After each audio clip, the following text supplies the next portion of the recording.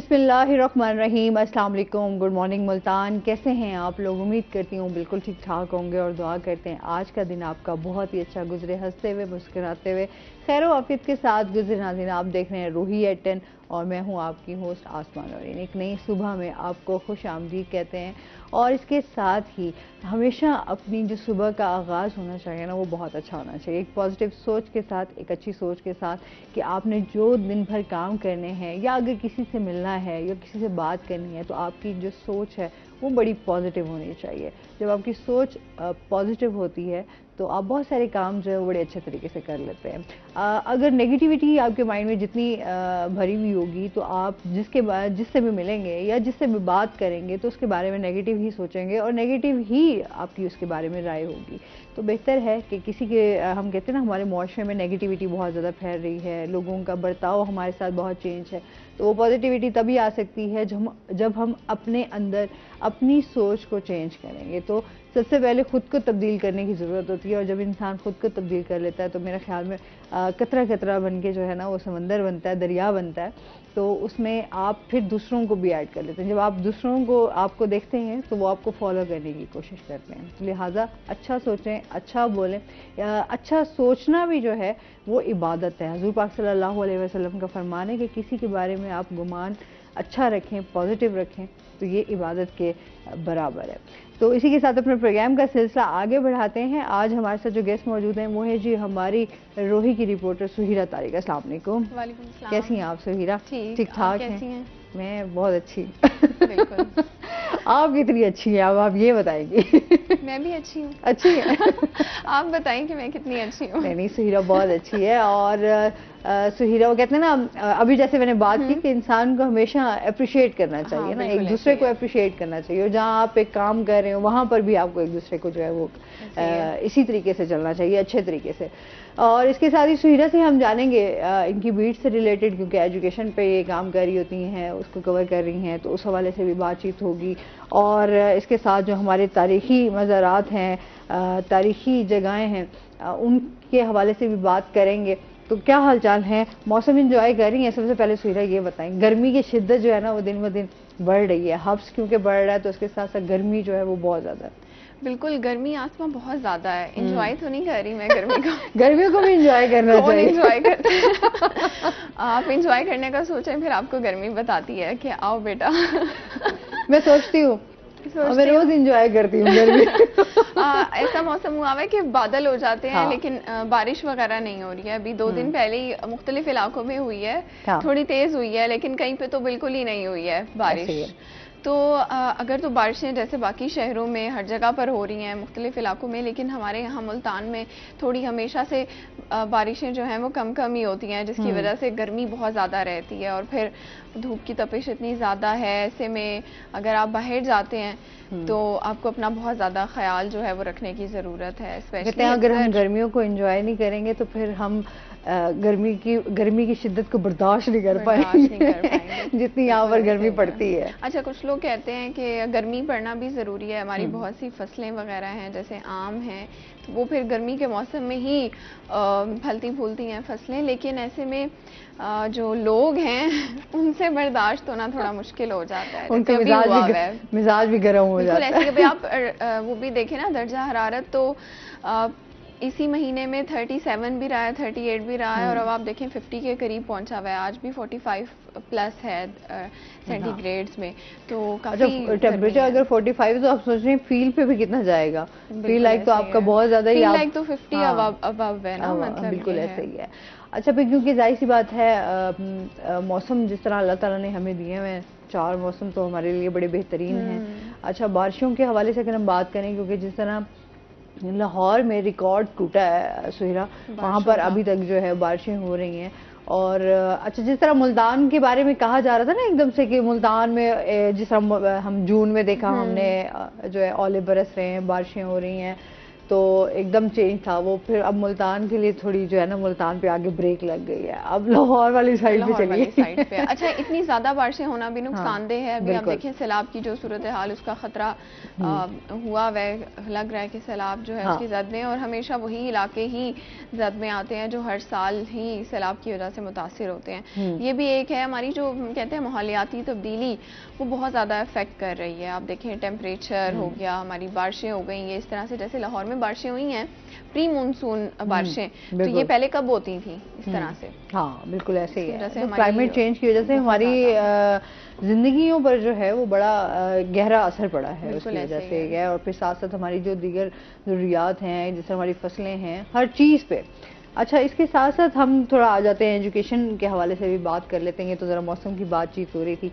अच्छा, समर के हवाले से थोड़ी सी उस पर बात कर लेते हैं। जिस तरह अभी हम देखते हैं ख़वातीन जो हैं, अगर हम बात करें कपड़ों की समर के हवाले से, क्योंकि गर्मियों के कपड़े ना बहुत ज्यादा बनाए जाते हैं, ऐसे ही है ना सुनीला? बिल्कुल ऐसे ही है। सर्दियों के बारे से गर्मियों में ज्यादा आपकी शॉपिंग होती है। आप ना सर्दियों में जितनी भी शॉपिंग कर लें वो आपकी अलमारी में ही रह जाती है। हाँ। जैसे लास्ट ईयर हमारे यहाँ सर्दी नहीं आई है। हाँ ऐसे ही है, वो सिर्फ दिखावा आया ना थोड़ा सा ऐसे झोंका हवा जो आपके बहुत ज्यादा वाले गर्म कपड़े हैं वो आपने यूज ही नहीं किए हैं, क्योंकि सर्दी इतनी नहीं आई है। सर्दी का टाइम पीरियड बहुत कम होता है बनिस्बत गर्मी के। हाँ अच्छा, फिर वो ये है कि अभी जो हम देख रहे हैं कि महंगाई की सूरत हाल है। मैंने कहा ख़वातीन के टॉपिक पे भी थोड़ी सी बात की जाए ना।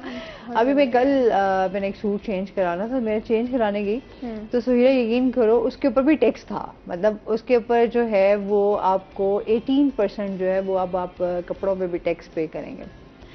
चेंज करवाने की उस पे चेंज तो मैंने करवाया, मतलब उसके साथ टैक्स ऐड था। मतलब अगर आप कोई भी अब और सूट खरीदेंगी या उसके अगर आगे उस पे आप कोई और उसमें प्राइस आपका जो है ऐड हो जाती है, तो उसमें भी आपको टैक्स वो पे करना पड़ेगा 5%। आप देखें अभी जैसे जो ये बजट पेश हुआ है इसमें टैक्सेस में बहुत ज़्यादा इजाफा हो गया है। आप देखें अगर जो हमारे तरक्की याफ्ता ममालिक हैं वो इनडायरेक्ट टैक्स की बजाय जो डायरेक्ट टैक्स होता है, जो हमारा वो तबका जो कि जिसको ज़्यादा टैक्स पे करना चाहिए, ये नहीं होना चाहिए कि जो कम कमा रहा है या ज़्यादा कमा रहा है, जिसकी इनकम ज़्यादा है, वो दोनों सेम टैक्स पे करें। ऐसा तो नहीं ना होना चाहिए। हाँ। ये हमारे जो इनडायरेक्ट टैक्सेस हैं, जो हम शॉपिंग कर रहे हैं, जो हम ग्रोसरी कर रहे हैं, या जो हम अपने घर का सामान खरीद रहे हैं, तो हर चीज़ में आवाम को जो है वो टैक्स देना पड़ रहा है। बिल्कुल ऐसे ही है। अब जैसे बिजली की कीमतें बढ़ाई गई हैं तो उसमें भी मजीद टैक्सेस जो हैं वो बढ़ा दिए गए हैं, उसका खैर यूनिट में भी इजाफा हुआ है। तो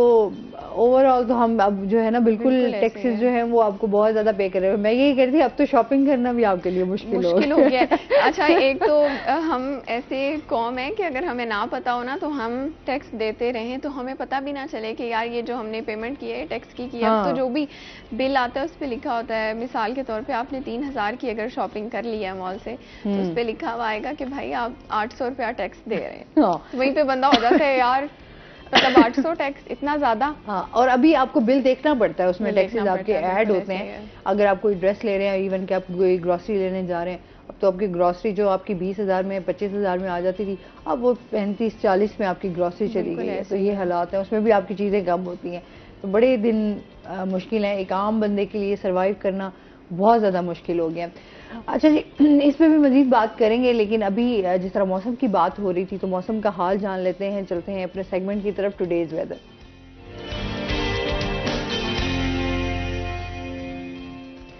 बिलाल यूनस हमारे साथ मौजूद हैं। बिलाल से जानते हैं आज दिन भर मौसम कैसा रहेगा, क्या सूरत हाल है?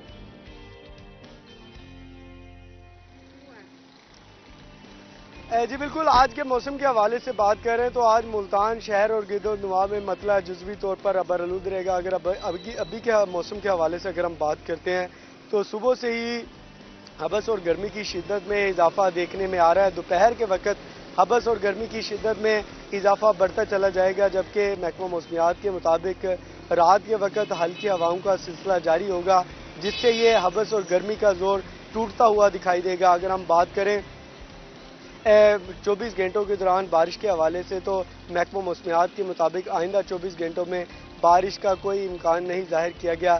ज़्यादा से ज़्यादा दर्जा हरारत की बात की जाए तो आज ज़्यादा से ज़्यादा दर्जा हरारत 40 डिग्री सेंटीग्रेड तक जाने का इम्कान जाहिर किया गया। इसके साथ साथ कम से कम दर्जा हरारत की बात की जाए तो कम से कम दर्जा हरारत आज का 32.3 डिग्री सेंटीग्रेड रिकॉर्ड किया गया है। हवा में नमी के तनासुब की बात कर ली जाए तो हवा में नमी का तनासुब आज 65% रिकॉर्ड किया गया है। इसके साथ साथ एयर क्वालिटी इंडेक्स की मुल्तान शहर की बात की जाए तो आज मुल्तान शहर का air quality index 117 points record किया गया है। महकमा मौसमियात के मुताबिक सूरज और तुलू और गरूब की बात की जाए तो तुलू और गरूब में कल सुबह 5:23 पर महकमा मौसमियात के मुताबिक सूरज तुलू होकर आज शाम को 7:17 पर सूरज गुरूब होता दिखाई देगा। जैसे कि अभी गर्मी जो है वो पड़ रही है शदीद किस्म की और उसके साथ बारिशों का अभी मुल्तान के हवाले से बात करें तो कोई इम्कान नज़र नहीं आ रहा, तो लिहाजा वैसे थोड़ी सी वो है कि जब बारिश हो जाए ना तो थोड़ा मौसम भी चेंज हो जाए, लेकिन बारिश के बाद वही अगर हब्स वाला हो ना सीन, वो भी बड़ा वैसे बैड सीन हो जाता है ना सुनीरा? लेकिन एक ये है कि बारिश जब हो जाती है तो आपको कुछ देर के लिए एटलीस्ट जो थोड़ा सा रिलीफ मिल जाता है। इतनी ज्यादा धूप और इतनी ज्यादा गर्मी में अगर 2-3 घंटे 5 घंटे भी आपको बारिश के मिल गए हैं तो मेरे ख्याल से काफी हैं, फिर आप दोबारा तैयार हो जाते हैं गर्मी के लिए। अच्छा, जैसे सैटरडे को जो है वो बारिश हुई, लेकिन वो जो है चौक कुमारा वाले साइड पे और इधर बाईपास वाली साइड पे बहुत ज्यादा हुई है। हमारे मैं उस टाइम 9 नंबर वाली साइड पे थी, लेकिन वहाँ कोई बारिश नहीं हुई। हाँ, इधर हमें इधर कुछ भी नजर नहीं आया, बारिश की एक बूंद भी नहीं दिखाई दी। हाँ, ऐसे ही है। अच्छा जी, हम बात कर रहे थे एक तो समर के हवाले से और फिर अब बात कर लेते हैं मैट्रिक के जो है वो सालाना इम्तिहानात का रिजल्ट करीब है। असातिज़ा की अपने मुतालबात के हक में हड़ताल भी हो रही है, तो पेपर मार्किंग के हवाले से क्या मुश्किलात होंगी ये ज़रा बताइएगा सुहेरा। बिल्कुल, मैट्रिक के सबसे पहले जो है वो रिज़ल्ट आएगा। बोर्ड की जानिब से जो हतमी तारीख है उसका ऐसा ऐलान तो नहीं किया गया, लेकिन हमारे जुलाई के एंड में ही मुतवक्के है। अभी कहा जा रहा है या तो 25 जुलाई को हो सकता है या 31 को भी हो सकता है, क्योंकि ज़ाहिर है बीच में मुहर्रम भी आ रहा है। तो अब ये है कि जो हमारे असातिज़ा हैं उन्होंने कर दिया हड़ताल। उनकी हड़ताल जारी रही है, इस वक्त तो ख़त्म हो चुकी है उनकी हड़ताल। वक्ती तौर पर हड़ताल इस वजह से की गई थी कि जी उनके मुतालबात ये थे कि हमारी तनख्वाहें बढ़ाई जाएं, हमारी जो टाइम स्केल प्रमोशंस रुकी हुई हैं वो की जाएं, हमारी तनख्वाहों में जो है वो 20 से 30% का जो इजाफा है वो किया जाए। अच्छा, अब उन्होंने जितने भी बोर्ड ने जिन लोगों की ड्यूटीज़ लगाई थी पेपर मार्किंग के लिए, उन्होंने पेपर मार्किंग भी छोड़ दी, चेकिंग भी छोड़ दी, जिसकी वजह से ये लास्ट वीक काफ़ी ज़्यादा टेंशन बनी रही है कि आया कि इसकी वजह से रिज़ल्ट भी मुतासिर हो सकता है हमारा। अच्छा, जब स्टूडेंट्स की अगर हम बात करें तो स्टूडेंट्स खुश दिखाई दे रहे थे कि जी अब हमें और टाइम मिल जाएगा, रिज़ल्ट लेट हो जाएगा, लेकिन अनफॉर्चुनेटली ऐसा नहीं हुआ है। जो भी टीचर्स ने और जो स्टाफ है सारा, उन्होंने जो हड़ताल की हुई थी उनकी हड़ताल ख़त्म कर दी गई है। जो ऑफिशियल्स थे गवर्नमेंट के, जो एजुकेशन डिपार्टमेंट के ऑफिशियल्स हैं, उनकी जानिब से फिर उनके मुतालबात को जो है वो सुना गया है प्रॉपर। और क्योंकि देखिए आसमा, अगर एक रिज़ल्ट लेट होता है तो उसके नतीजे में बाकी तमाम जितने फिर मैट्रिक के बाद 9th का रिज़ल्ट आएगा, सेकंड ईयर का आएगा, फर्स्ट ईयर का आएगा, तो फिर अगर एक रिज़ल्ट लेट होता है तो उसकी वजह से बर्डन बढ़ जाता है काम का और फिर वो रिज़ल्ट लेट हो जाता है। लेकिन according to board officials result जो है वो लेट नहीं होगा। अगर 25 या 31 में से जो भी डेट दी गई है, इन दोनों में से डेट्स में होगा तो जो मैट्रिक के स्टूडेंट्स हैं वो अपनी जो प्रिपरेशन है वो तैयार रखें कि रिज़ल्ट जो है वो अनाउंस होने वाला है। अच्छा, फिर इसके साथ साथ अगर हम बात करें हमारा जो मार्किंग का और जो हमारी चेकिंग का, पेपर चेकिंग का जो तरीक़ाकार है, secretary higher education Javed Akhtar साहब आए हुए थे अभी विज़िट पे लास्ट वीक, मुल्तान बोर्ड उन्होंने विज़िट किया है। अच्छा, वहाँ पर कुछ बोर्ड के जो ऑफिसर्स थे, जो कि टीचर स्टाफ है।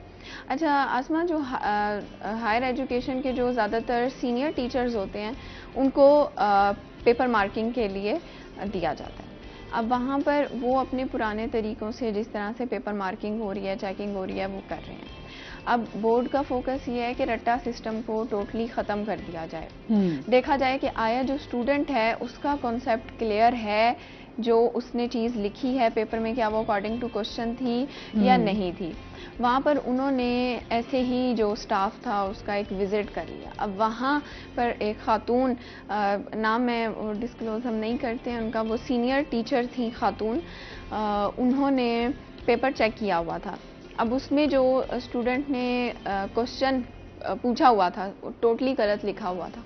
क्वेश्चन टोटली गलत, उसका आंसर लिखा हुआ था, लेकिन उसका जो अंदाज था लिखने का, उसने बहुत ज़्यादा साफ सुथरा और बड़ा अच्छा उसको करके तो प्रेजेंट किया हुआ था। अब उसने मार्क्स अगर उसके 3 थे मेरा ख्याल है, तो 2 मार्क्स उसने दे दिए टीचर ने। सही।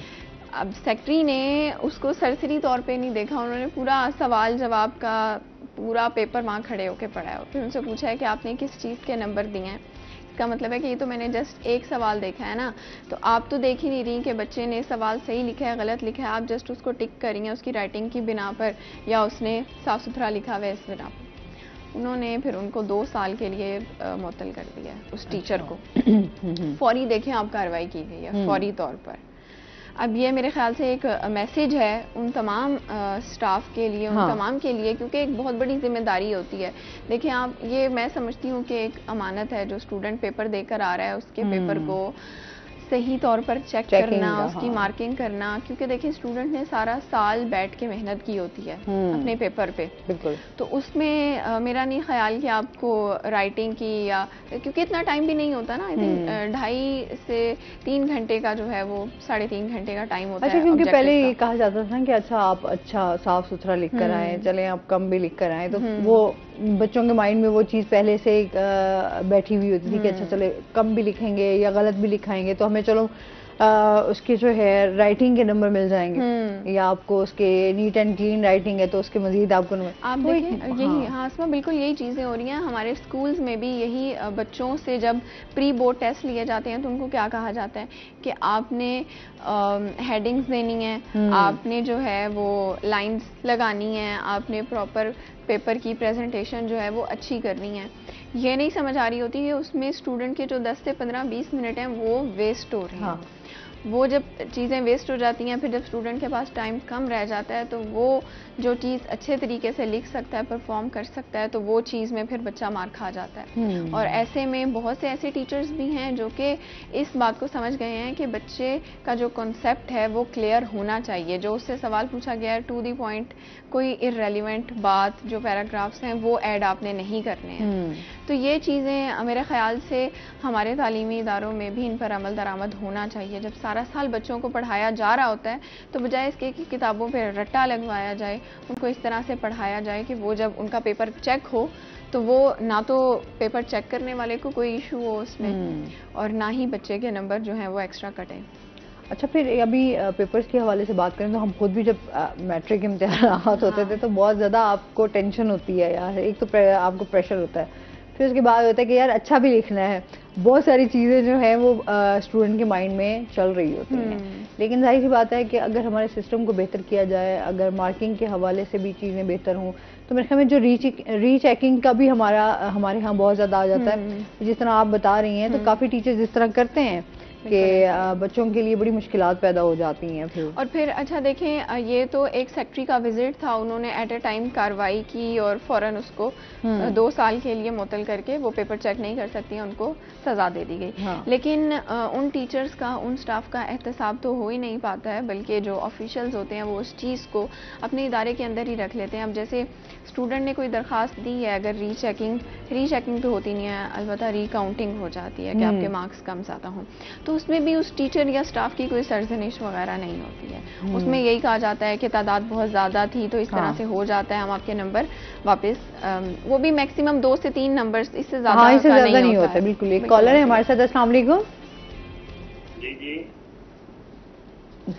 जी सैफुल्लाह साहब हैं हमारे साथ, क्या कहना चाहेंगे? मैं मैट्रिक के बारे में सवाल करना चाहता हूँ। जी करें सवाल। जी मैं आपका बहुत बड़ा फैन हूँ। किसके फैन है? सुहीरा के? सुहीर आप शो कर रहे हैं, आप आपका शो ही देख रहे हैं रोई चैनल पे। अच्छा, बहुत शुक्रिया जी। सवाल करें। जी आपने मेरा मैट्रिक में कितने नंबर आ जाएंगे? मैट्रिक में कितने नंबर आ जाएंगे? वैसे बहुत ही फनी क्वेश्चन इन्होंने किया है। अभी मेरी हंसी नहीं रुकेगी। अभी हमने नाज़रीन ब्रेक पे जाना है, हमारे साथ रहिएगा।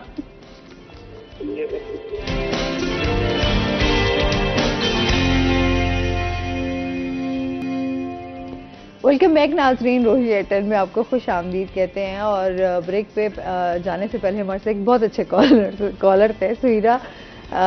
ये हमने अभी यही कहा कि कितना वैसे अजीब क्वेश्चन था ना मैट्रिक में। मेरे हमें क्या पता अब आपके मैट्रिक में कितने मार्क्स आएंगे, पता नहीं। मेरे ख्याल से मैट्रिक का रोल नंबर और वो ले लेना चाहिए था नाम, ताकि जब रिजल्ट आता तो हमें भी पता चलता कि भाई कितने इनके मार्क्स आए। तो कंट्रोलर बोर्ड भी इस वक्त बैठे हो तो वो भी नहीं बता सकते हैं कि कितने मार्क्स आए हैं। आपने जितना पेपर लिखा है वही आएंगे ना। हाँ, जितनी आपने मेहनत की है उतने ही आपके पास मार्क्स। अच्छा, ये लोगों को हम इसको एज अ फनी चीज ले रहे हैं, लेकिन लोगों को बहुत ज्यादा क्यूरोसिटी होती है। वो कहते हैं बस किसी तरह हमें पेपर से एक दिन पहले भी अगर किसी तरह पता चल सकते हैं ना कि हमारे कितने मार्क्स हैं तो पता चल जाए। हाँ, उनको ये होता है। मुझे ये समझ नहीं आती कि उसमें आपको क्या खुशी मिल जाएगी। अच्छा, वो ये होता है ना कि बस जानने की एक होती है कि आया हम पास हो गए हैं या फिर फेल हो गए हैं या फिर कुछ इस तरह। तो फिर अच्छा, फिर सबसे ये होता है कि अच्छा घर वालों को किस तरह आपने मैनेज करना है, ये भी एक बहुत बड़ा होता है। ये तो बहुत बड़ा इशू होता है। अक्सर बच्चे अपना रोल नंबर घर में गलत बताते हैं। अच्छा, कहते हैं कि यार अच्छा रोल नंबर देखेंगे, क्योंकि पेरेंट्स भी इंतजार में होते हैं कि जिस तरह फौरन ही आपका रिजल्ट हो ना, तो आपको कहता है कि यार सबसे पहले हमने अपने बच्चे की जानना है कि बच्चा आया पास हो गया है, मैट्रिक क्लियर कर गया है या FA क्लियर कर गया है, तो चलो आप थोड़ा सा सुकून आ जाता है पेरेंट्स को भी कि अगर वो पास हो गया। अच्छा, FSC क्लियर आपकी हो गई है, उस टाइम पे आपको लग रहा है, पेरेंट्स को भी लग रहा है कि हाँ भाई अब हमारे बच्चे ने कुछ कर लिया। लेकिन जो उसके बाद वाला टाइम होता है मेरे ख्याल से वो भी उतना ही सख्त टाइम होता है कि आपने अपनी फील्ड सेलेक्ट करनी है, वहाँ पर आपने एडमिशन लेना है और फिर वो जो आपके 4 या 5 साल हैं आपने उसमें प्रॉपर पढ़ना है।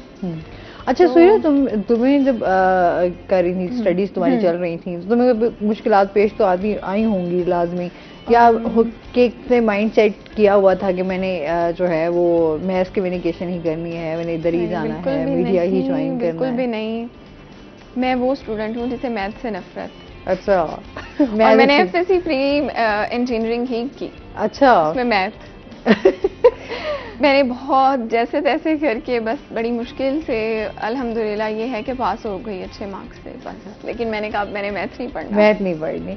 अच्छा, बहुत कम लोगों को मैथ अच्छी लगती है। अच्छा, जिनको मैथ अच्छी लगती है वो तो मैं कभी कहती हूँ कमाल है। जो बात कर रहे हैं ना कि आपके जो कॉन्सेप्ट क्लियर हो, आप समझ के जब पढ़े होते हैं चीज़ों को, अब आके समझ आती है कि यार समझ के पढ़ना कितना ज़्यादा ज़रूरी है। चाहे आप यूनिवर्सिटी के स्टूडेंट हैं या कॉलेज के या स्कूल के, आप जो रट्टा लगा रहे हैं चीज़ों को उसका आपको कोई फ़ायदा नहीं होगा। बहुत सिंपल लाइनें भी, चीज़ें भी होती हैं, हम उसे भी याद कर रहे होते हैं बैठ के, उसको भी हम रट्टा लगा रहे होते हैं बैठ के। तो मेरे ख्याल से ये गलत है। आप अच्छा, होता भी हमारा जब पेपर्स होने वाले होते हैं तभी हम एंड में जो है वो पेपर्स को तैयार कर रहे होते हैं। अच्छा यार, अच्छा उसमें भी हम चाह रहे होते हैं जो मेन चीज़ें हैं हमें टीचर से पता चल जाए कि हाँ ये इधर से आपका आएगा तो इधर से आप तैयारी कर लो, यहाँ से तैयारी कर लो, वो गिरे चुने जो है ना मेन चीजें तैयार कर लो तो आप पेपर जाके दे आते हो। बिल्कुल ऐसे ही है। हाँ। और फिर जब मैंने ये मीडिया सेलेक्ट किया था तो मेरा कोई मतलब उसमें नहीं था,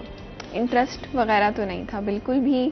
मतलब आप बाय चांस आई हैं? बाय चॉइस नहीं? बाय चांस भी नहीं, मुझे करवाया गया है। मतलब आप समझ लें, मेरे मामू हैं, उनकी ख्वाहिश थी कि कोई हमारे ख़ानदान से हो जो मीडिया में भी हो। हाँ। तो वो को बड़ा शौक था। बस फिर मैंने कहा चलें ठीक है। अरे तुम मामू की ख्वाहिश पे यहाँ आई हो। लेकिन तो मुझे मामू इस मुकाम पर देखते हैं तो फिर क्या? वो मतलब तारीफ करते हैं, अच्छा लगता है ज़ाहिर है उनको कि जिनको मैंने सिखाया बच्चों को वो अब अगर कर रहे हैं उस चीज़ को लेके। अच्छा, ये भी बहुत ज़्यादा इम्पोर्टेंट होता है कि आपने पढ़ तो लिया लेकिन क्या आप अपनी उस फील्ड को कंटिन्यू भी कर रहे हैं। बहुत से ऐसे लोग हैं जो कि मीडिया पढ़ने के बाद उनको रिपोर्टिंग का या इस ऑन कैमरा आने का बहुत ज़्यादा शौक होता है, लेकिन वो ऐसी फील्ड अपने प्रोफेशन के लिए चूज़ करते हैं जो बिल्कुल ही ऑपोजिट होती है। बिल्कुल ऐसे ही है। ये चीज़ मुझे मेरे ख्याल से ठीक नहीं है। या तो आप अपना कैरियर आपने जिसमें लेके चलना है तो आपको पढ़ना भी फिर वही चाहिए। हाँ। कि आप अपने 4-5 साल एक चीज़ को दे रहे हैं, एक इदारे को दे रहे हैं, तो उसके बाद आप एक डिफरेंट जगह, अगर एक लक भी होती है आसमां, लेकिन एक आपकी अपनी कोशिश भी होती है, मेरा ख्याल है। हमारे यहाँ थोड़ा सा इन चीज़ों पे इतनी तवज्जो नहीं दी जाती। इसमें मजीद भी हम बात करेंगे। चलते हैं अपने सेगमेंट की तरफ, आज के भाव।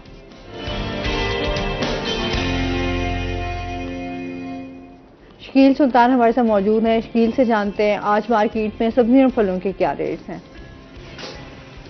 जी, बात करें मुल्तान शहर की सब्जी और फलों की मार्केट में आज के ताज़ा भाव की, तो सब्जियों और फलों की कीमतों में उतार चढ़ाव देखा गया है। आज जो है वो इजाफा सब्जियों की कीमतों में ज़्यादा हुआ है। सब्जियों में बात करें, अदरक 800 रुपये फ़ी किलो फ़रोख्त हो रही थी, पहले ही बहुत महंगी थी। आज फिर उसकी कीमत में 200 रुपये का इजाफा हुआ है, 1000 रुपये फ़ी किलो फ़रोख्त होने लगी है। लहसुन 320 रुपये फ़ी किलो तक और लीमू जो है वो 240 रुपये फ़ी किलो तक बरकरार हैं। इसी तरह मौसमी सब्जियों की बात करें, जिसमें भिंडी 120 रुपये फ़ी किलो में और टिंडा और शिमला मिर्च जो है वो 160 रुपये फ़ी किलो में, अरवी भी 120 रुपये फ़ी किलो और हरी मिर्च 120 रुपये फ़ी किलो में फ़रोख्त हो रही हैं। टमाटर की कीमत में इजाफा हुआ है। टमाटर जो है वो पहले जो 30 से 40 रुपये में मिल रहा था, उसकी कीमत में रोज़ाना की बुनियाद पर 10 से 20 का इजाफा हुआ। टमाटर जो है वो आज 120 रुपये फ़ी किलो के हिसाब से मार्केट में दस्तयाब है। और इसी तरह नमकीन आलू 100 रुपये फ़ी किलो में, मीठा आलू जो है वो 80 रुपये फ़ी किलो के हिसाब से, और इसी तरह प्याज जो है, खुश्क प्याज जो देसी प्याज है वो 80 रुपये फ़ी किलो में, और सादा जो फार्मी प्याज है वो 50 रुपये फ़ी किलो में फ़रोख्त हो रहे हैं। इसी तरह अगर देखा जाए फलों की कीमतों को, तो फलों की कीमतों में भी उतार चढ़ाव देखा गया है। सबसे पहले बात करें मुल्तान के ख़ास फल आम की। मुख्तलिफ कीमतें हैं अक़साम के हवाले से। देसी आम 100 से 120 रुपये फ़ी किलो में, और इसके साथ सफ़ेद चौंसा आम जो है वो 160 रुपये फ़ी किलो में। दशहरी और सिंदड़ी जो हैं वो 200 रुपये फ़ी किलो में, और अनवर इटोल जो है वो सबसे महंगे दामों फ़रोख्त हो रहा है, 240 से 250 रुपये फ़ी किलो में दस्तयाब है। और इसी तरह बात करें अंगूर की। अंगूर जो है अपनी क्वालिटी के हिसाब से और अपनी इकसाम के हिसाब से अंगूर और सेब दोनों 320 से 400 रुपये फ़ी किलो तक फ़रोख्त हो रही है। लीची जो है वो मुसलसल महंगी हुई है, मौसम जो है उसका इख्तिताम पजीर है, 600 रुपये फ़ी किलो तक फ़रोख्त हो रही है। और इसी तरह केले जो हैं वो 100 से 200 रुपये फ़ी दर्जन, और इसी तरह बात करें आड़ू की 150 रुपये फ़ी किलो में, और जामुन जो है वो 320 रुपये फ़ी किलो के हिसाब से मार्केट में दस्तयाब है। सब्जियों की कीमतों में जो इजाफा देखा गया है वो शहरियों के लिए परेशान कुन है, क्योंकि मकामी सब्जियां जो हैं वो ख़त्म हो रही हैं। बाहर से जो मंगवाई जाने वाली सब्जियां हैं, अखराजात बढ़ने की वजह से उनकी कीमतों में इजाफा हो रहा है, जबकि फल जो हैं मकामी दस्तयाब हैं, लेकिन उनमें उतार चढ़ाव देखा जाता है। ओवरऑल जो फलों की कीमत है वो कुछ ज़्यादा महंगी है। महंगाई की लहर जो है वो फलों की मार्केट में वो वैसे ही बदअसूर जो है वो बरकरार है। जी,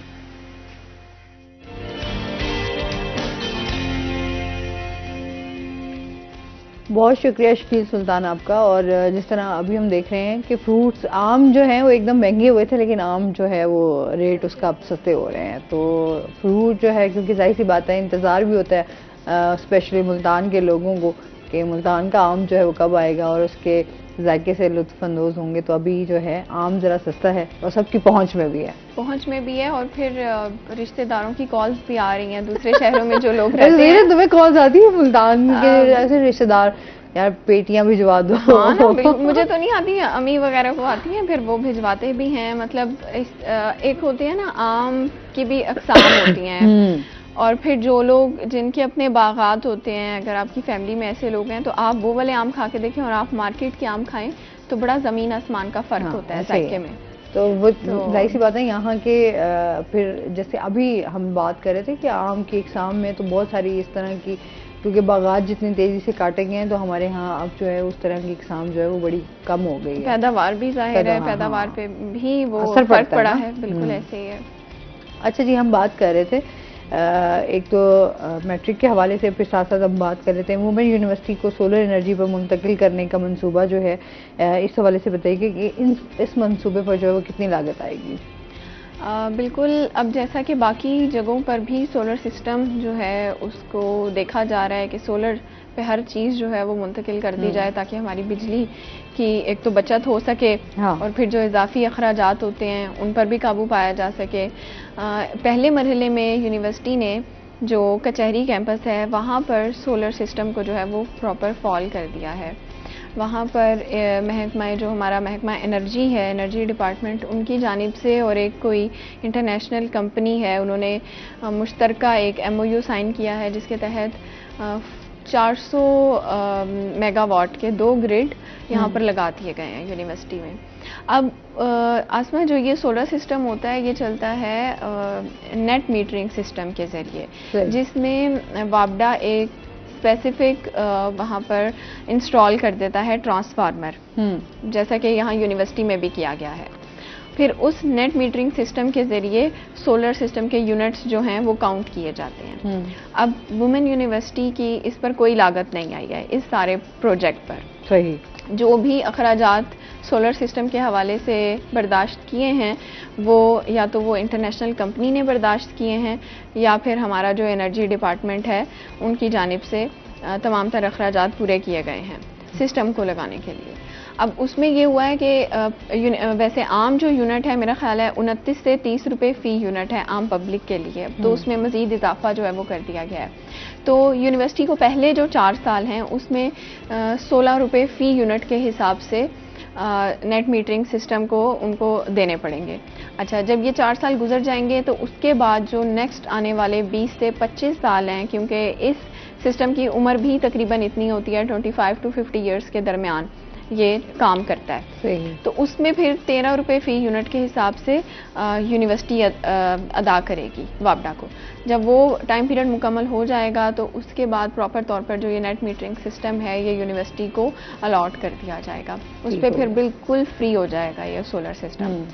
अच्छा, इसके बाद जो यूनिवर्सिटी का दूसरा कैंपस है मतीतल कैंपस, वहाँ पर भी 400 मेगावाट के 2 ग्रिड जो हैं वो नस्ब किए जाने हैं। ठीक है, इसमें मजीद भी बात करते हैं। नाज़रीन अभी हमने जाना है ब्रेक पे, हमारे साथ रहिएगा।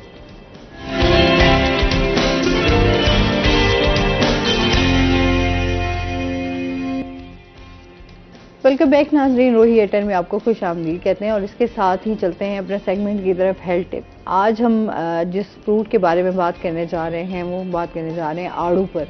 और आड़ू अल्लाह की तरफ से एक बेहतरीन नेमत है ये भी, और इसमें जितनी ग़िज़ाइयत पाई जाती है और जितना इसमें फ़ाइबर मौजूद होता है वो आपकी सेहत के लिए बहुत अच्छा है। इसमें वाइटामिन भी होते हैं, इसमें मिनरल्स भी होते हैं जो कि इंसानी जिस्म के लिए बहुत ज़्यादा फ़ायदेमंद है। अच्छा, आड़ू क्योंकि जो है वो बहुत कम लोग शौक से खाते हैं, बाकी फ्रूट्स पे उनकी ज़्यादा तवज्जो होती है, लेकिन आड़ू के बहुत सारे फ़वाइद हैं। इसमें तो एक वाइटामिन जो है ए आपकी रोज़ाना की ज़रूरत के मुताबिक जो है वो 15% जिसमें जो है वाइटामिन सी आपको फ्राहम करता है। अच्छा, हार्ट के लिए बहुत ज़्यादा फ़ायदेमंद है। इसके साथ साथ जो है कोलेस्ट्रॉल और ब्लड प्रेशर को भी कंट्रोल करने में मदद देता है, और इसकी जदीद रिसर्च के मुताबिक जो है ये आपको कैंसर जैसे मर्ज से भी आपको बचाता है। और इसके साथ साथ हम अगर बात करें कि आपके आंतों के हवाले से, तो आपके लिए, क्योंकि जिस तरह मैंने बताया फाइबर इसमें मौजूद है, तो कॉन्स्टिपेशन के हवाले से भी जिन लोगों को इस हवाले से रहता है मसला, उनके लिए आड़ू जो है बहुत ज़्यादा फ़ायदेमंद है। आड़ू का जूस अगर बनाकर पिया जाए तो वो भी आपके लिए बहुत ज़्यादा अच्छा है और मज़ेदार भी होता है। आड़ू का जूस जो है वो बहुत ज़्यादा मज़ेदार बनता है। और इसके साथ साथ जो है इसमें आपकी आँखों के हवाले से भी आड़ू जो है वो बहुत ज़्यादा फ़ायदेमंद है। स्किन की अगर हम बात करें तो स्किन के लिए बहुत ज़्यादा आड़ू जो है वो आपके लिए फ़ायदेमंद है। स्किन आपकी, अगर फ्रूट्स वैसे भी मैं कहती हूँ इतने अच्छे होते हैं आपकी स्किन के हवाले से कि जब भी आप फ्रूट्स खाते हैं तो आपकी स्किन जो है वो ग्लो करती है, क्योंकि आप अगर आप उनका जूसेस का इस्तेमाल भी कर रहे हैं तो वो भी आपके लिए बहुत अच्छे हैं। तो फिर आड़ू जो है वो आप चाहे जूस बनाकर पी लें उसका। अच्छा, कुछ लोग आड़ू का मिल्क शेक भी बनाते हैं, तो आजकल तो खैर स्मूदीज़ भी बन रही होती हैं, तो बहुत सारी चीज़ें ऐड हो रही होती हैं, डिफरेंट रेसिपीज़ आ रही होती हैं। तो फ्रूट्स का इस्तेमाल अगर आप मतलब डायरेक्ट नहीं कर सकते तो कहीं ना किसी तरीके से आप उनका इंटेक करें ताकि आप एक अच्छी और सेहतमंद ज़िंदगी गुजारें। क्योंकि हमारे हवाले से जिस तरह हमारा आप लाइफ स्टाइल चल रहा है, मैं डेली एक बात करती हूँ कि जब भी हमारा ये सेगमेंट होता है जिसमें हम अपने फलों की बात करते हैं कि कितनी ग़िज़ाइयत रखते हैं, कितने इसमें वाइटामिन मौजूद होते हैं जो आपकी सेहत के लिए बहुत अच्छे होते हैं, तो आपको हमेशा अच्छे फ्रूट्स का इस्तेमाल जो है वो करना चाहिए। क्योंकि हमारी रोज़मर्रा की जो ग़िज़ाएँ हैं वो बहुत ज़्यादा चेंज हैं, लाइफस्टाइल चेंज है, फास्ट फूड बहुत ज़्यादा है, तो हम अपने बच्चों को स्पेशली, क्योंकि वो चले गए हैं फास्ट फूड की तरफ और हम देखते हैं कि बाहर की चीज़ें जो है वो स्नैक्स वगैरह वो ज़्यादा शौक से खाते हैं, तो अगर हम उनको फ्रूट्स की तरफ लेकर आएँ, उनकी आदत बनाएं, तो मेरे ख्याल में वो भी एक अच्छी और हेल्दी लाइफ गुजार सकते हैं। आड़ू आपको पसंद है? आसमा मेरी थी ना जूसेस की, तो मुझे इतने पसंद है, मैं वैसे मुझे फल खाते हुए कुछ हो जाता है, क्या कुछ हो जाता है लेकिन हो जाती है लेकिन जूस पीते हुए मुझे बहुत अच्छा लगता है। उस पर मुझे मेरी अम्मी से इतने लेक्चर्स मिलते हैं कि तुम फल खाया करो, ये जूस क्या होता है। हाँ। मैंने कहा कम से कम जूस भी तो फल का मैं बना के पी रही हूँ, कुछ तो जा रहा है, कुछ ना होने से बेहतर है। अभी आप आड़ू के जूस की बात करी थी, मैंने लास्ट समर से पीना शुरू किया आसमा। जो घर में आड़ू का जूस अगर आप बनाते हैं अच्छा तो बहुत टेस्टी बनता है, हाँ, बहुत जबरदस्त। आपको इतनी हाँ। एनर्जी और फ्रेशनेस मिलती है उससे, जो आप ये दूसरे कंपनीज के अगर आप पीते हैं जूस तो उसमें तो कुछ ऐसा वो नहीं होता। अच्छा, उसमें जाहिर सी बात है केमिकल उसमें लाजमी यूज होता है। अगर हम घर के जूसेस बनाकर, अच्छा बाहर के भी जूसेस पीने से बेहतर है कि आप इतने एक्सपेंसिव जूसेस पिए, आप घर में वही फ्रूट्स लेकर आप अपने घरों में जो है, अब हर घर में जूसर मशीन तो होती है, तो लाजमी तो आप अपने घर में जो है जूसर के साथ जो है वो अपने जूस बनाकर पिए। अगर आप डायरेक्ट उसका फ्रूट का इस्तेमाल नहीं कर सकते तो अच्छा, क्योंकि फ्रूट खाए नहीं ना जाते, आप कुछ लोग बहुत शौक से खाते हैं फ्रूट्स ना, उनके खाते हैं। जब आपको ये पता चल जाता है कि फ्रूट की अहमियत क्या है तो मेरे ख्याल से फिर ही आप खाना शुरू करते हैं। कुछ लोगों को फ्रूट खाने में पसंद होते हैं, लेकिन हमारे जो हम लोगों की एज ग्रुप के लोग हैं, मुझे लगता है उनमें से बहुत कम लोग हैं जो कि शौक से खाते होंगे। कुछ लोग बस जबरदस्ती अगर पेरेंट्स आपको खिला दें तो आप खा रहे हैं, लेकिन फ्रूट्स बहुत ज्यादा आसमा अगर क्योंकि आड़ू का तुर्श और थोड़ा मीठा इस तरह उसका टेस्ट है तो बड़ा अच्छा लगता है। आप बहुत ज्यादा वैसे भी खाएं तो, क्योंकि खवातीन को तो स्पेशली खट्टी मीठी चीजें बड़ी अच्छी लगती है ना, तो आड़ू भी इसी तरह का ही है और मजेदार भी होता है, तो आपको खाना चाहिए मेरा ख्याल में। बिल्कुल ऐसे बाकी जैसे अभी आजकल जामुन भी आए हुए हैं बड़े अच्छे, आपको नाशपाती बहुत अच्छी आई हुई है, खाती हो नाशपाती में से बहुत कम लोग खाते हैं, थोड़ी एक्सपेंसिव भी होती है नाशपाती। मजे की हाँ, सेब से ज्यादा।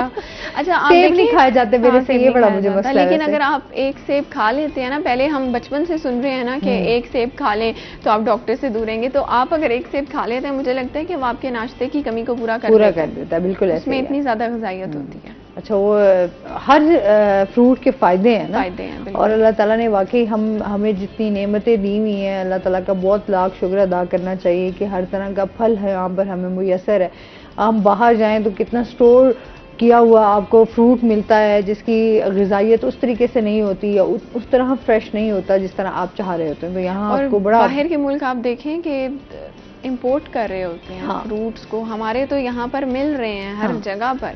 तो अगर लोग ये कहते हैं कि महंगाई बहुत ज़्यादा है, लोग तो कह रहे हैं कि फ्रूट खाएं, डॉक्टर्स भी कहते हैं फ्रूट खाएं, तो मेरे ख्याल से महंगाई तो है, लेकिन आप अपनी मुताबिक जितना आप अफोर्ड कर सकते हैं आप थोड़ा ले लें। अच्छा, मुझे बड़ी बात एक अच्छी लगी, एक डॉक्टर आए थे, उन्होंने कहा कि अगर आप एक बर्गर पर अगर आप 1000, 1200, 1500 खर्च कर रहे हैं तो अगर आप वही जाकर अपने फ्रूट्स पे आप वही पैसे इस्तेमाल कर लें तो क्या ही बात है कि आपके ज्यादा बेहतर है कि आप अपनी हेल्थ को जो है वो अच्छा कर सकते हैं। बिल्कुल ऐसे। तो वाकई हम इधर उधर की चीजों पे बहुत पैसे खर्च कर देते हैं, फ्रूट्स पे तो हम जाते ही नहीं है, फिर हम कहते हैं महंगाई है। उसको हम फ्रूट को यही कह देते हैं कि ये महंगा है तो इसे छोड़ दो।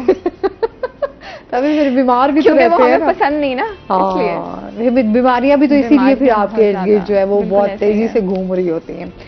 अच्छा जी, ये तो हो गई हेल्थ टिप, और इसके साथ साथ बात करेंगे वज़ीर आला की हिदायत पर जो है वो शहर औलिया के तारीखी मज़ारात की बहाली का प्रोग्राम स्टार्ट किया जा रहा है, उस पर क्या क्या उनको सहूलियात दी जाएंगी, इस हवाले से बताइएगा। वज़ीर आला की मोहसिन नकवी साहब की ज़ेर सदारत जो है वो लास्ट वीक जो है इजलास हुआ है, उसमें तमाम तर ऑफिशियल्स ने शिरकत की है, और उसमें फिर प्लान ये बनाया गया है कि बाकी शहरों की तरह जो मुल्तान शहर के भी तारीखी मज़ारात हैं, क्योंकि यहाँ के मज़ारात की अगर हम बात करें तो वो बहुत ज़्यादा पुराने हैं और तादाद में भी ज़्यादा हैं। तो सबसे पहले तो उन्होंने ये कहा कि जितने भी मज़ारात पर यहाँ पे काम चल रहा है तो उनको तरजीही बुनियादों पर मुकम्मल किया जाए, जिसमें अभी बहाउद्दीन ज़िक्रिया मज़ार का काम तकरीबन जो है वो मुकम्मल हो चुका है। अच्छा, फिर उसमें ये भी होता है कि आपने जो मज़ार की तारीखी हैसियत है उसको आपने उसमें कोई रद्दो बदल नहीं करनी है, एज़ इट इज़ जैसा वो इतने साल पहले बनाया गया था आपने अभी भी उसकी बहाली उसी तरह से करनी है। अच्छा, फिर उसके बाद वाटर फिल्ट्रेशन प्लांट्स बहुत ज़्यादा ज़रूरी हैं कि जितने भी मज़ार हैं वहाँ पर वाटर फिल्ट्रेशन प्लांट्स लगाए जाएँ। अच्छा, क्योंकि यहाँ पर नहीं है, पानी पीने का बहुत ज़्यादा मसला है जो ज़ायरीन आते हैं उनके लिए। अच्छा, फिर उसके बाद एक डिजिटल जो है वो ऐप बनाई गई है, जिसमें जो अभी तो चंदा बॉक्सेस हैं वहाँ पर, तो उसमें ये है कि एक ऐप बनाई जाएगी ऐसी जिसमें जो ज़ायरीन होंगे वो उस ऐप में पैसे ट्रांसफ़र कर सकेंगे। सही। अगर आपने मज़ार के काम के लिए कोई चंदा देना है या मतलब अपनी कोई मन्नत है तो वो आप बजाय इसके कि आप उस बक्स में डालें, आप वो ऐप के ज़रिए ऑनलाइन ट्रांसफ़र कर सकेंगे। तो उसमें फिर ये फ़ायदा होगा कि एक काम जल्द हो सकेगा। यहाँ पर जो चंदा बॉक्सेस होते हैं उनको फिर हर महीने में 1 से 2 बार जो है वो टीम वहाँ पर जाती है, उनको अनलॉक किया जाता है और फिर उसके बाद तरीका होता है कि उनको ऑनलाइन ट्रांसफ़र किया जाता है और फिर कहीं जाकर वो काफ के अकाउंट में आते हैं और फिर कहीं जाकर वो खर्च होते हैं। अब इस तरह क्या होगा कि फ़ौरन चीज़ ऑटोमेटिकली अकाउंट में जारी होगी और फिर फ़ौरन ही उस पर काम भी किया जा रहा होगा। ये जितने भी इस ऐप के ज़रिए जो भी अर्निंग होगी वो तमाम तर मज़ारात में ज़ायरीन को फैसिलिटीज़ देने के लिए प्रोवाइड की जाएगी। तो ये एक बड़ी अच्छी चीज़ है। इस तरह से जो किला है, अगर हम किले की बात करें तो किले की 4 दीवारी जो है वो तामीर की जा रही है अब। अच्छा। बड़े सालों से प्रोजेक्ट जो है वो रुका हुआ था, लेकिन अब उसकी वो वहाँ पर 4 दीवारी, अगर आप भावदीन ज़िक्रिया मज़ार की तरफ से किले के ऊपर जाते हैं तो वहाँ पर एक आपको गहरी खाई जो है वो नज़र आती थी। हाँ। उसके ऊपर काम किया जा रहा है वहाँ पर। फिर मज़ारात पर ज़ायरीन के बैठने के लिए जो है वो इंतज़ामात किए जाएंगे। तो मेरे ख्याल से ये बड़े अच्छे स्टेप्स हैं जो कि काफ़ी अरसे से मुंतज़िर थे। सही, बहुत शुक्रिया आपका सुहीरा, आप हमारे साथ रही, शो का हिस्सा बनी। और इसके साथ ही नाज़रीन अभी हमने जाना ब्रेक पे, हमारे साथ रहिएगा। जब हम ब्रेक से वापस आएंगे तो हमारे साथ कुछ और गेस्ट मौजूद होंगे।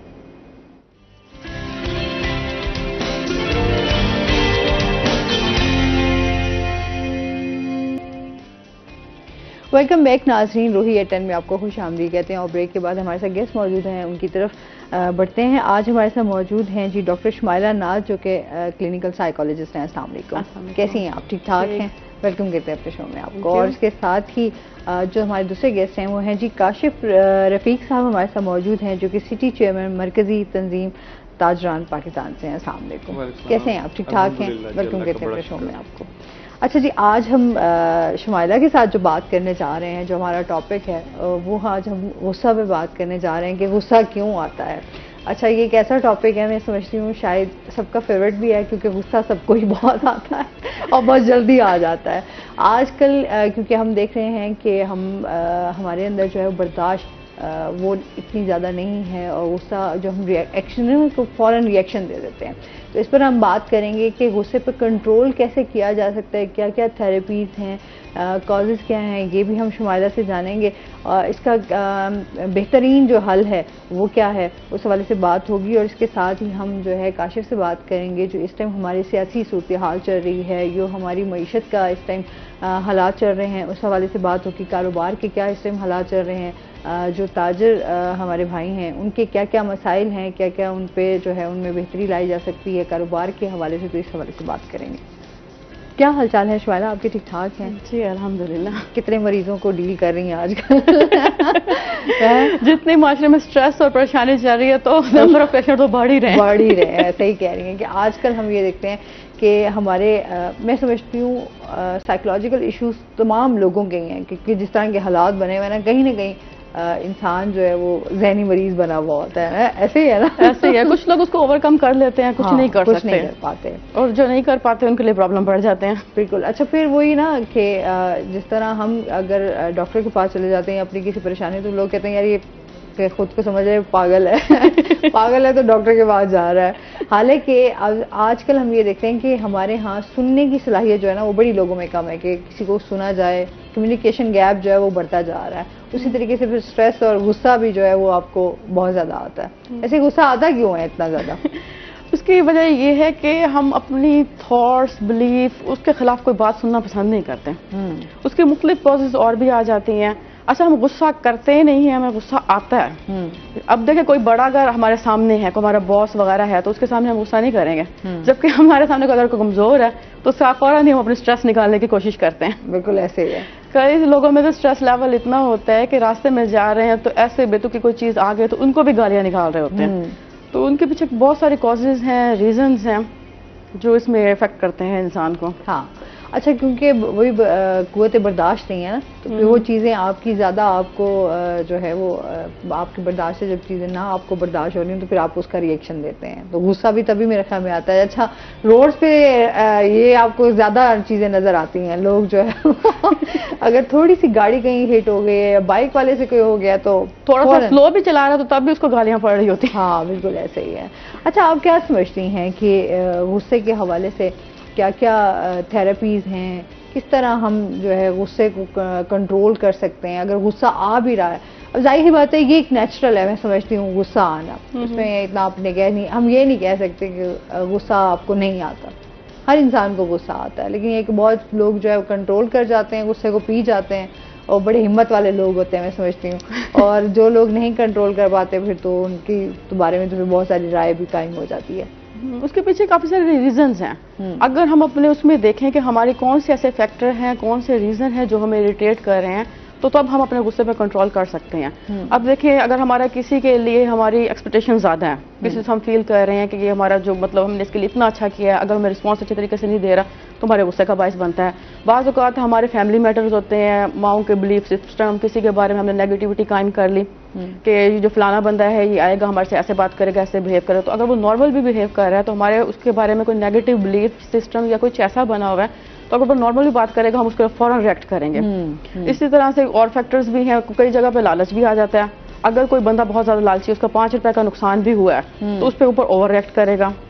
इसके अलावा और भी कुछ इमोशंस हैं, नेगेटिव इमोशंस किसी के साथ हमारे बहुत ज्यादा है, पॉजिटिविटी बहुत ज्यादा है तो वो भी हमारे उसके रीजंस बन रहे हैं। बाज़ औक़ात ऐसा माहौल भी होता है जिसमें आपको ट्रिगर किया जा रहा है, तो बाज़ जो मेंटली स्ट्रॉन्ग बंदे होंगे वो तो उसको कंट्रोल कर लेंगे, सिचुएशन को उसको इग्नोर करेंगे या मुख्तलिफ चीजें इस्तेमाल करेंगे कि उससे मूव ऑन हो जाएंगे। जो मेंटली स्ट्रॉन्ग नहीं होंगे वो ओवर रिएक्ट करेंगे। हाँ बिल्कुल ऐसे ही। और इस्लाम में तो वैसे ही गुस्सा हराम है ना, क्या आपको गुस्सा जो है अगर आ भी रहा हो या तो आप जो है वो लेट जाएं या फिर पानी पी लें, ये भी हमारे यहाँ देखें ना, ये भी चीज़ें इस्लाम के हवाले से भी बड़े रूल्स बताए गए हैं। या फिर आप थोड़ी देर के लिए जो है घर से बाहर भी निकल जाते हैं तो उस पर भी कंट्रोल किया जा सकता है वैसे, क्योंकि ये फीलिंग्स जितनी भी है ना तो इनके एक टाइम पीरियड है, 5 से 7 मिनट, अगर आप उसको मैनेज कर लेते हैं तो आप आगे बड़े नुकसान से बच सकते हैं। बिल्कुल ऐसे ही है। गुस्से के बारे में कहा जाता है कि ये वो शेर है जो कि आपके मुस्तकबिल को बकरा बना के खा जाता है। उसके जो बाद में साइड इफेक्ट उस वक्त हमें महसूस नहीं होता क्योंकि इमोशंस फीलिंग्स हैं। हाँ। तो उस वक्त हमें महसूस नहीं हो रहा। अब जाके आप जेलों में देखें तो काफी जो कत्ल किए हुए हैं, गैरत के नाम पे किए हुए हैं, वो सारे एक वक्ती इमोशंस की वजह से किए हुए हैं। उसमें जाता तो किसी का कुछ नहीं है, नुकसान सबसे ज्यादा गुस्सा करने वाले को होता है। अगर ये हम बात अपने माइंड में बैठा लें कि हम गुस्से को अगर हम अपने स्ट्रेस का इजहार ज्यादा तेजी से करते हैं या कोई ऐसा नुकसान करते हैं तो उसमें किसी को कुछ नहीं जाना, लोग कभी खुश नहीं होंगे, अपना नुकसान आप ज्यादा करेंगे। और बाकी ये होता है कि जो लोग बहुत ज्यादा गुस्सा करते हैं वो किसी और का नुकसान नहीं कर रहे होते, वो अपना ही नुकसान कर रहे होते हैं और उसकी वजह से उनको बहुत सारी चीज़ों को फेस करना पड़ रहा होता है, मुश्किलात भी उनको उन्हीं लोगों को ज़्यादा होती हैं। अच्छा, मजीद भी आपसे जानते हैं, इसके साथ काशिफ साहब से जानते हैं, क्या हालचाल है काशिफ साहब? ठीक ठाक हैं? क्या कहना चाहेंगे इस टाइम जो हमारी सियासी सूरत हाल चल रही है और फिर जो हमारी मैशत का इस टाइम हाल है, क्या कहेंगे इस बारे में?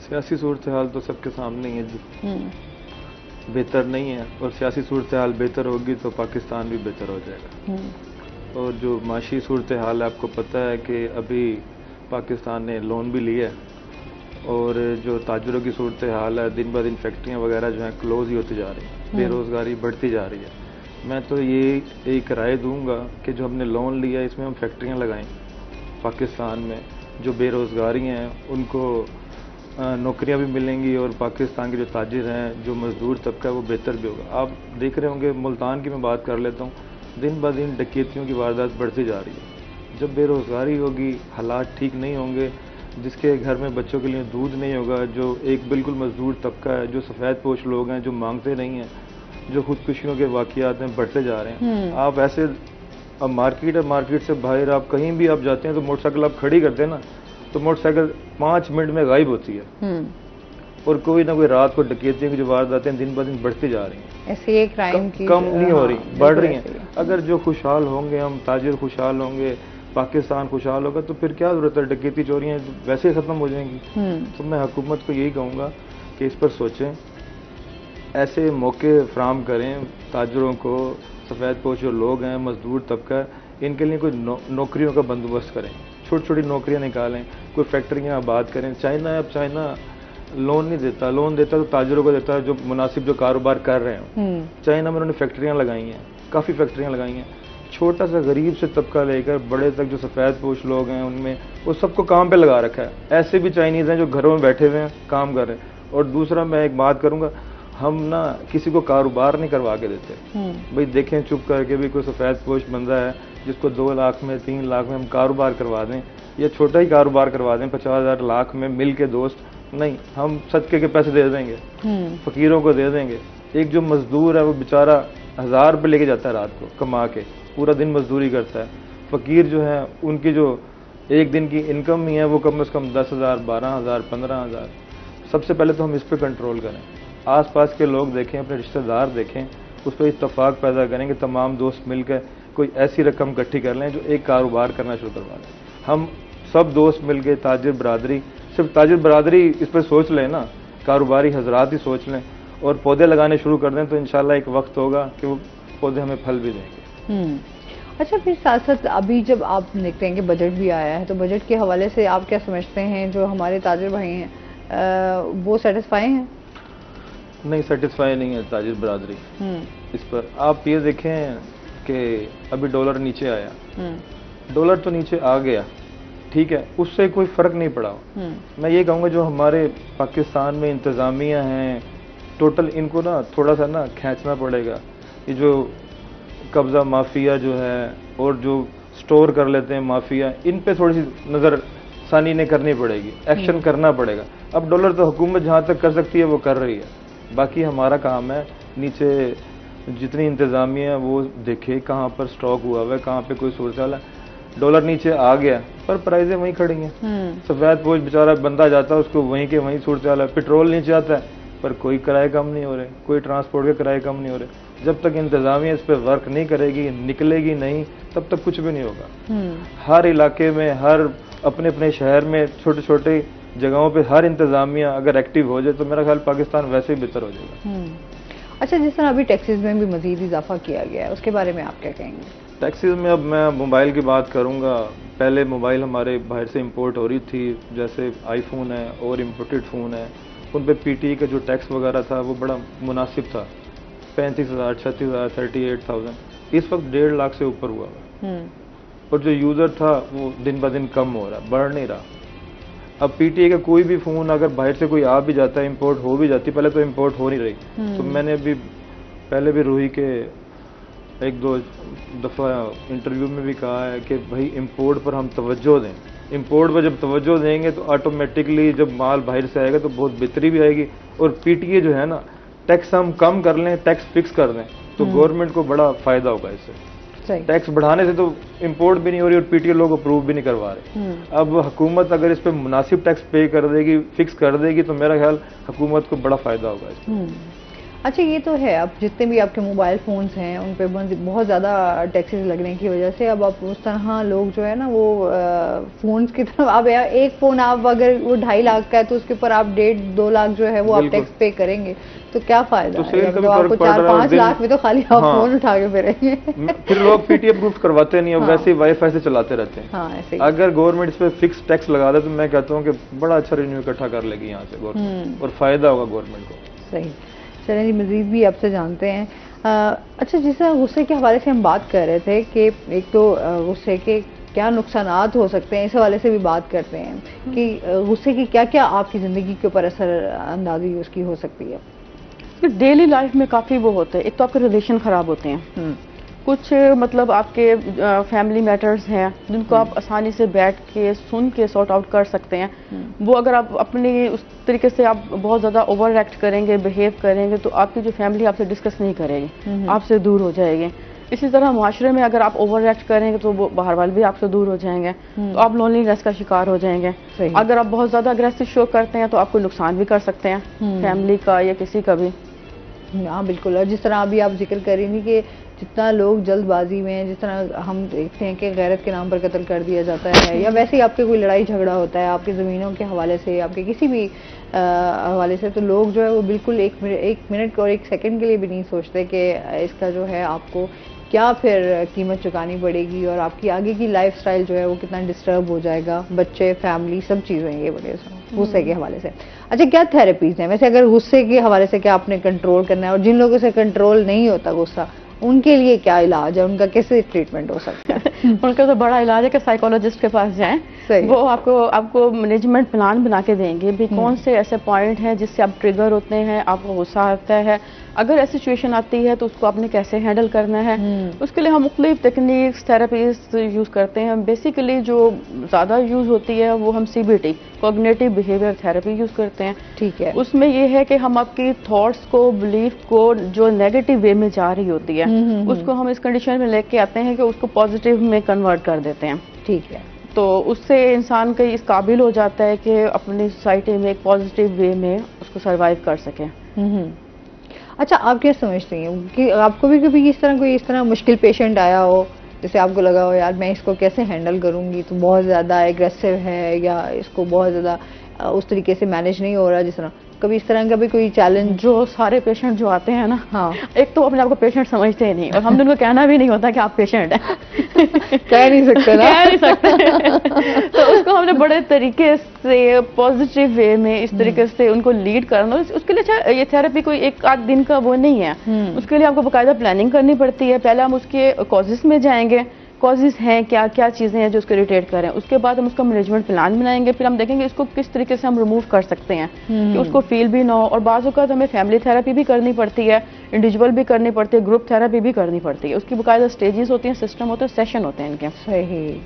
अच्छा भाई, कितने सेशन होते हैं आपके अगर उसमें आप? ये डिपेंड करता है उसकी सिवियरिटी पे। ठीक है। किसी भी जो प्रॉब्लम है ना उसकी सिवियरिटी पे। बाज़ लोगों का स्टेमिना ज़्यादा होता है, उनके अंदर एक स्पिरिट होती है कि हमने ठीक होना है। हाँ। तो उनके लिए टाइम पीरियड होता कम। और जिन लोगों की फैमिली कोऑपरेट कर रही होती है या खुद से वो आते हैं, और जिन लोगों को मतलब फोर्स करके लाया जाता है वो कुछ एक्सेप्ट करने को तैयार ही नहीं हो, तो उन पर काफ़ी मेहनत करनी पड़ती है और काफ़ी टाइम लगता है। हाँ। अच्छा, फिर कभी आपको खुद को भी गुस्सा आता है या आप कंट्रोल कर जाते हैं?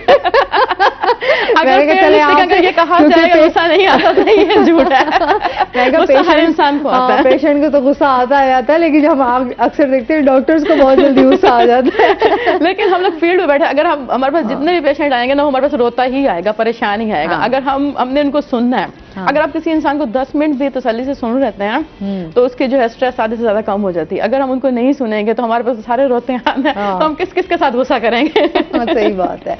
अच्छा, ये क्योंकि बड़ी हिम्मत करनी पड़ती है कि जाहिर सी बात है ऐसे पेशेंट को आपने देखना होता है जिसको गुस्सा आता है। अच्छा, क्योंकि आपके अंदर खुद भी कहीं ना कहीं स्टेमिना तो होता ही है गुस्से का थोड़ा बहुत, और आपने उसको साइड पे रख के जो है बहुत सारी चीजें तो यही तो एक साइकोलॉजिस्ट का कमाल है ना, कि मैनेज करें। हाँ बिल्कुल ऐसे ही। अच्छा, ये कॉलर भी हमारे साथ है। अस्सलाम वालेकुम। अपने टीवी का वॉल्यूम काइंडली बंद कर दें। अपने टीवी का वॉल्यूम बंद कर दें। वालेकुम अस्सलाम जी, अब बताएं।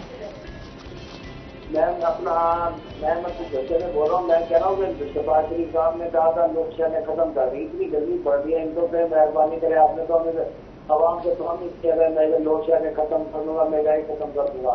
इस हवाले से कह रहे हैं कि मेहरबानी करके लोग शहरें खत्म करें। ठीक है जी, बहुत तो पूरा करें ना। ठीक है जी, बहुत शुक्रिया कॉल करने का। शहबाज शरीफ साहब ने वैसे ही बहुत सारे वादे किए हैं जो उन्होंने वादे वफा नहीं किए। और अभी तो महंगाई की जिस तरह मैं बात कर रही थी, महंगाई क्योंकि दिन ब दिन बढ़ती जा रही है, और फिर जिस तरह अभी हम बात भी कर रहे थे कि कारोबार भी बड़े बुरे तरीके से मुतासिर हुए हैं, फिर हमारी जिंदगियां जो हैं वो बड़ी बुरे तरीके से मुतासिर हुई हैं। एक आम बंदे का सर्वाइव करना इन हालात में बहुत ज़्यादा मुश्किल हो गया है। अच्छा, लोड शेडिंग के हवाले से तो काफ़ी हम देख रहे हैं। पहले ये था कि लोड शेडिंग कम होती थी, अब तो लोड शेडिंग जो हो रही है वो 6-7 घंटे की लोड शेडिंग हो रही है। 7 घंटे की हो रही है। बिलिंग भी आपने देखी है बढ़ाते जा रहे हैं। हाँ जी, यूनिट में इजाफा हो गया है। अब तो उसमें मजीद टैक्सेस जो है उन्होंने बढ़ा दी हैं और यूनिट भी बढ़ा दी है। हाँ जी, और उसमें फिर ये है कि आप जो है आप देखें डबल ट्रिपल आपको बिल जो है वो पे करना पड़ेगा। अभी तो ये भी मेरे ख्याल में इंसान को ज्यादा गुस्सा दिलाता है। आपके बिल आ जाए वो आपका गुस्सा बढ़ाते हैं। आपको राइट्स ना मिले, आपके जो बेसिक राइट्स ना मिले, तो वहां पे तो गुस्सा है ना। हाँ। अच्छा, इसी वजह से ही हम लोग नफ्सियाती तौर पे जो है वो बहुत बुरे तरीके से मुतासिर हुए हैं कि हमारे एक तो बेरोजगारी बढ़ गई, महंगाई है, आपके घर के तमाम अखराजात हैं, बेसिक हमें कहीं पे जो है वो रिलीफ नहीं मिल रहा। जब इंसान को रिलीफ ना मिल रहा हो तो चीज़ें इंसान के अंदर जो है वो मेरे ख्याल में पाइलअप होती रहती हैं और फिर वो जो निकलती हैं वो इसी सूरत जैसे वादों की बात करते हैं शहबाज शरीफ के, तो जब हम किसी से वादा करते हैं तो एक्सपेक्टेशंस हमारी बढ़ जाती हैं। हाँ, बिल्कुल ऐसे ही उन लोगों को उम्मीद हो कि शायद ये आएंगे, काम करेंगे। जब हमने उनको एक्सपेक्टेशंस दिलवा दें कि हम ये ऐसे करेंगे, तो वो लोग तो उम्मीद रखे बैठे हैं। जब उनकी उम्मीद पूरी नहीं होगी तो वो स्ट्रेस में जाएंगे, जैसे वो भाई साहब बोल रहे थे। तो इसलिए कहते हैं जब आपको बहुत ज्यादा मोहब्बत हो उस वक्त आप वादे ना करें, चांद तारे तोड़ के ना लेके आए। और जब आपको गुस्सा आया हो तो उस वक्त भी कंट्रोल करें, गुस्से में कोई फैसला ना करें। बिल्कुल ऐसे ही है।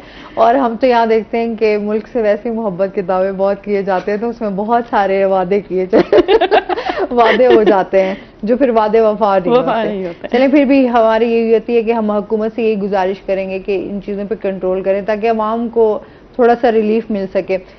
लेकिन अभी देखते हैं कि इलेक्शंस भी नज़दीक हैं, तो क्या सूरत हाल बनती है। वैसे आप कारोबार के हवाले से बताइए, कारोबार की इस टाइम क्या कंडीशन है? कारोबार की मैं मैडम यही बात करूंगा कि पूरे दिन में ना कस्टमर नहीं है। कस्टमर पहले अपने घर का बंदोबस्त करे, बेचारा खाने पीने का, घर का राशन मुकम्मल करे, फिर बाहर निकलेगा ना। जब खुशहाली होगी तो कारोबार भी ऑटोमेटिकली बेहतर होगा। खुशहाली नहीं है, दिन ब दिन हम पीछे की तरफ जा रहे हैं, आगे की तरफ नहीं बढ़ रहे। अब जैसे अभी उन्होंने कहा जी, शहबाज शरीफ साहब ने वादा किया था कि बिजली आ जाएगी, चली तो गई, आई नहीं है। लोगों ने बड़ी उम्मीदें लगाई थी जी, चलो खान ने ये कर दिया, खान ने ये कर दिया, अब ये आए हैं, सारे मिलके आए हैं तो पाकिस्तान में बड़ी बेहतरी आ जाएगी। पर आप ये देखेंगे पिछले टर्नओवर में और इस टर्नओवर में महंगाई जो है 50 के 100% बढ़ गई है। अच्छा, आप क्या समझते हैं कि जो अगर हम बात करें पिछली हुकूमत के हवाले से, उसमें हमारी मईशत का जो है क्या सूरत हाल थी, उसमें कारोबार को कितना फ़ायदा पहुंचा, और अभी जो सूरत हाल चल रही है, अभी की जो हुकूमत है, उसमें कितना फ़र्क देखते हैं आप? मैं ज़्यादा लंबी चौड़ी बात नहीं करूँगा, मुख्तसर से एक बात करूँगा। आपने देखा था कि लॉकडाउन लगा था पाकिस्तान में, कोरोना वायरस आया था। आप पूछ लें किसी भी ताजिर से, लॉकडाउन में आप ये देखें कारोबार बंद हो गए थे। एक टाइमिंग थी कि सुबह से लेकर 5 बजे तक की टाइमिंग थी, फिर 8 बजे तक की हमने लड़ लुड़ के ताजिरों ने टाइमिंग करवाई। उस लॉकडाउन में पूरे ममालिक बंद थे, पर उस हुकूमत में जितनी बेहतरी आई लॉकडाउन में, लोगों ने जितना कमाया, मेरा ख्याल अब तक लोगों ने नहीं कमाया। लोग इतने खुशहाल हुए, बेहतर हुए। लोग कहते हैं जी कोरोना में हम डूब गए, बर्बाद हो गए। एक वाहिद पाकिस्तान था जो कोरोना में बहुत बेहतर हो गया। लोगों के वो लोगों ने बहुत कमाया सैनिटाइजर दी, बहुत सैनिटाइजर था, और वो चीजें बिकी लोगों की जो जिंदगी में नहीं बिकी। बिल्कुल, मजीद इस पे बात करते हैं। नाज़रीन, अभी हमने जाना है ब्रेक पे, हमारे साथ रहिएगा।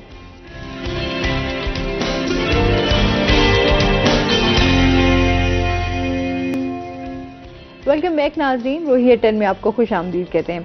अच्छा, मुहर्रमुल हराम के हवाले से भी बात कर लेते हैं, क्योंकि कल से स्टार्ट हो जाएगा इंशाल्लाह। तो उस हवाले से आप बताइएगा कि इंतज़ामिया के साथ मिलकर आप जो है वो क्या कर रहे हैं? जी मरकज़ी तंजीम ताजरान, उसके चेयरमैन ख्वाजा सलमान सिद्दीकी साहब, और जनूबी पंजाब के सदर हैं शेख जावेद साहब, और सिटी सदर हैं खालिद कुरैशी साहब। हमारी जब भी मुहर्रमुल हराम आया तो हमारी इंतज़ामिया के साथ मीटिंग होती है 5 दिन पहले, 10 दिन पहले। तो उस पर सारे जहाँ से जुलूस निकलने होते हैं, और हर साल बड़े तरीके से ताजिर बरादरी, हमारी पूरी तंजीम जुलूसों के साथ जाती भी है, सिक्योरिटी वालों के साथ भी होती है, और पूरा मन की कोशिश होती है, और अल्हम्दुलिल्लाह पूरा मन हो भी जाता है। खुदा न खास्ता कहीं पर कोई बात हो तो हम कोशिश करते हैं कि वहीं पर ख़त्म हो जाए, और अल्हम्दुलिल्लाह हर साल बड़े पुरअमन तरीके से मुहर्रम हराम गुजर भी रहा है, और अल्हम्दुलिल्लाह इस दफ़ा भी गुजरेगा। और पूरी इंतज़ामिया के साथ हम ताउन करते हैं। मरकज़ी तंजीम ताजरान पाकिस्तान शाना बशाना इंतज़ामिया के साथ खड़ी होती है और जुलूसों के साथ पूरा दिन देती है। सही। अच्छा, इसके साथ साथ जिस तरह हम बात कर रहे थे, शुमाजा से बात कर लेते हैं कि गुस्से के हम कॉजेज़ की तरफ आ जाते हैं कि हम मेन जो आप समझती हैं, जो आपके पास पेशेंट्स भी आते हैं, क्या समझती हैं कौन सी मेन कॉजेज़ हैं? मुख्तलिफ किस्म की होती है। असल में जो गुस्सा है ना, ये एक फीलिंग है। अब इसको हम कैसे इसको निकालते हैं, किस तरह करते हैं, ये हमारे अपने ऊपर डिपेंड करते हैं। सही। जैसे मैंने आपको पहले ही बताया कि गुस्सा हम करते नहीं, गुस्सा हमें आता नहीं, हम करते हैं। हाँ। वो हालात के मुताबिक करते हैं। जैसे अगर हमारे सामने हमारा बॉस है, बहुत ज्यादा स्ट्रांग है, उसके हम अपना गुस्सा नहीं निकालेंगे। घर आएंगे, घर आके अगर बच्चे ने कोई गलती की है क्योंकि वो हमसे कमजोर है, तो हम अपनी स्ट्रेस वहां पे निकाल देंगे। इसी तरह से कोई नेगेटिविटी है, कुछ प्रॉब्लम और है जो आपकी बेसिक कॉज का बाइस बन रहे हैं, तो वो हमारे गुस्से के बाइस बनते हैं ज्यादा ना। सही। क्योंकि जाहिर सी बात है, जिस तरह अभी हम ब्रेक में भी बात कर रहे थे कि आजकल हम लोग ये कम्युनिकेशन गैप क्योंकि बढ़ गया है बहुत ज्यादा। अच्छा, फिर सोशल मीडिया, आप क्या समझते हैं सोशल मीडिया ने भी हमारी जिंदगी के ऊपर बहुत ज्यादा? अब देखिए ड्रामे वगैरह जो आप देखते हैं उसमें नेगेटिविटी टोटल फैल रही है। हाँ। कम्युनिकेशन गैप इस तरह की एक मिसाल देना चाहूंगी जो कि हर घर में है। अब एक बीवी है, वो घर में सारा दिन काम कर रही है, उसके साथ उसके बच्चे भी अटैच हैं, सारे उसकी फैमिली इन लॉज के जो भी उसकी स्ट्रेस है, फ्रस्ट्रेशन है, उसने शाम को अपने हस्बैंड के साथ डिस्कस करनी है। अगर उसका डिस्कस करने का मकसद ये नहीं होता कि उसने कुछ शिकायत करनी है, जस्ट अपनी फ्रस्ट्रेशन है, जाहिर बात है उसका एसोसिएशन है अपने हस्बैंड के साथ, वो अपनी फ्रस्ट्रेशन तो उसने उसके साथ ही शेयर करनी है ना। अब वो हस्बैंड आता है, वो आगे से खपा हुआ है या उसको टाइम नहीं दे रहा, प्रॉपर मैनेजमेंट नहीं कर रहा, तो वो उसकी फिर गुस्से का उससे से उसकी बात सुनेगा तो आगे से फिर झगड़ा शुरू होगा। देखिए हमारे यहाँ माशरे में तलाक की शरह बहुत ज्यादा बढ़ रही है। तो उसकी मेन कॉज जो है ना कम्युनिकेशन गैप है। कैथारसिस बहुत जरूरी है, आपस में मिलके बैठें, एक दूसरे के साथ डिस्कस करें, अपनी जो फीलिंग्स है वो कूल एंड काम माइंड से सुने, पॉजिटिव वे में उसको पॉजिटिव वे में लें और उसको खत्म करने की कोशिश करें तो कभी भी घर खराब ना हो। हाँ बिल्कुल ऐसे ही है। अच्छा, क्योंकि हम जो है वो एक दूसरे को सुनना पसंद नहीं कर रहे होते। अच्छा, फिर हमारे यहाँ ये होता है कि अगर थोड़ा सा भी अगर किसी ने कुछ बोल दिया है ऊंचा तो हमने उसको जवाब देना जरूरी समझते हैं। बिलीफ सिस्टम ऐसा बना हुआ है ना। हाँ। अच्छा, फिर वो कहते हैं कि अच्छा अगर जवाब नहीं देंगे तो आप अंदर ही अंदर कुटते रहेंगे और आप खुद को वो फील कराएंगे बुरा, तो बेहतर है कि आपके दिल में जो भी आ रहा है आप अगले से सुना दो।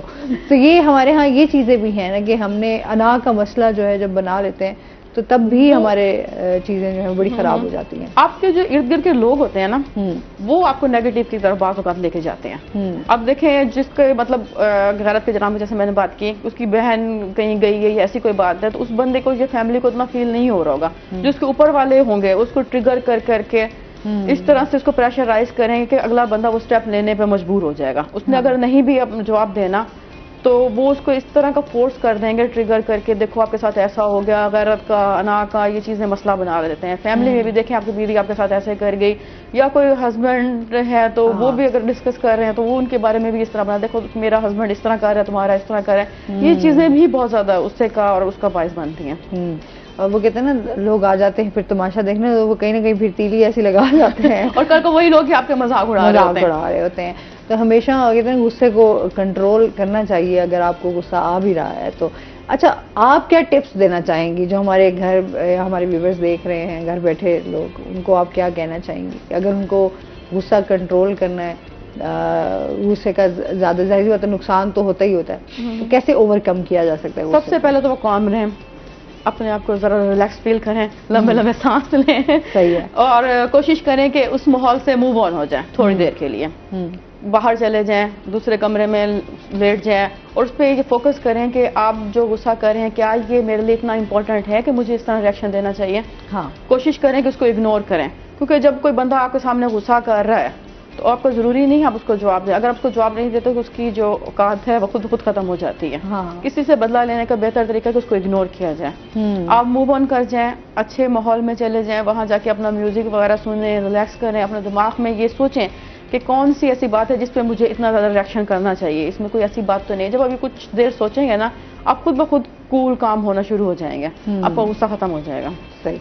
अच्छा, फिर मूड स्विंग्स भी तो हमारी जिंदगी में ये भी है ना अभी। अच्छा, अगर हम दूसरे देखें तो कहीं ना कहीं आपको चिड़चिड़ापन, मूड स्विंग्स, इसकी वजह से भी आपका जो गुस्सा है वो आपका एग्रेशन आपका बढ़ जाता है। फीलिंग्स हम अपने ऊपर खुद ही लेके आते हैं। फीलिंग्स कोई भी है, अगर आपका मूड खराब है शदीद किस्म का और वो फीलिंग्स हम खुद अपने आप को बढ़ा रहे हैं। हाँ। अगर हम उसको करने के ये इतनी बड़ी बात नहीं है मेरे लिए, तो वो हमारे लिए वहीं पे वो गुस्सा खत्म हो जाएगा। अगर हम उसको बहुत ज्यादा बढ़ा लेंगे, पहाड़ की तरह, जी उसने मुझे कहा तो ऐसे कहा क्यों, उसकी जरूरत कैसे हुई, तो ये हम हमारे ऊपर डिपेंड करता है। जैसे एक फेयर है, हम रात को जा रहे हैं, सीढ़ियों से उतर रहे हैं, तो हमें महसूस होता है कि पीछे से कोई ऐसी चीज आ रही है। अगर हम स्ट्रॉन्ग माइंड के हैं तो हम अपने दिमाग को फौरन कहने जी मैंने नहीं डरना, तो मुझे वो आपको फील नहीं होगा। लेकिन आप स्ट्रेस में कोई ऐसी फिल्म आपने देखी हुई है, कोई ऐसा अपने ऊपर फीलिंग लेके आ रहे हैं तो आपको फौरन फील होने लग जाएगा।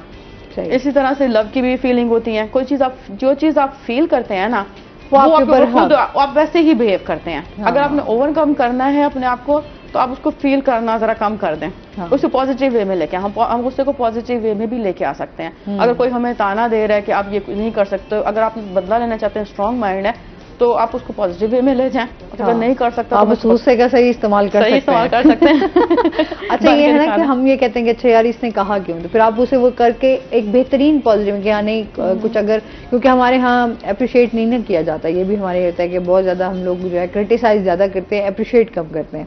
तो अगर क्रिटिसाइज कर रहे हैं तो उसको अगर हम पॉजिटिव में ले जाकर तो हम कुछ ऐसा अच्छा कर सकते हैं कि अगला बंदा मजबूर हो जाए आपको। ये तो हमारे पे डिपेंड करता है ना, हम उसको किस वे में ले जाते हैं। बिल्कुल ऐसे ही है, सोचना खुद ही है। सोचना खुद ही है। आपकी विल पावर जो है वो बड़ी स्ट्रॉन्ग है, बाद में भुगतना भी तो हमें ही है ना। हाँ बिल्कुल ऐसे ही है, बिल्कुल विल पावर आपकी बड़ी स्ट्रांग होनी चाहिए। मैं समझती हूँ आपने अगर किसी चीज़ से निकलना भी है, समटाइम होता है लोग कहते हैं कि जी अच्छा कोई आपकी हेल्प करेगा और आपको उस चीज़ से निकालेगा, तो ऐसा नहीं होता, आपको खुद बड़ा स्ट्रांग होना पड़ता है, कोशिश करनी पड़ती है। हाँ, वरना अदरवाइज दूसरा आपकी हेल्प नहीं कर सकता। जब तक अपने खुद दिल में आप नहीं लेके आएंगे ना, चाहे आप दवाइयाँ खा रहे हैं, चाहे आप साइकोथेरेपी कर रहे हैं, कुछ भी आप कर रहे हैं, तो जब तक जैसे कुव्वत मुदाफियत है, जब तक खुद आपके अंदर मेंटली तौर पे कुव्वत मुदाफियत नहीं आएगी कि मैंने इस पे रिएक्ट नहीं करना, इसको मैंने इग्नोर करना है, इस कंडीशन में मैंने कूल रहना है, तो जब तक आप काम नहीं कर सकते ना। हाँ बिल्कुल ऐसे ही है। अच्छा मैं अपनी बात करूँ तो मुझे गुस्सा बहुत जल्दी आ जाता है, मतलब मेरा रिएक्शन फौरन होता है, लेकिन अभी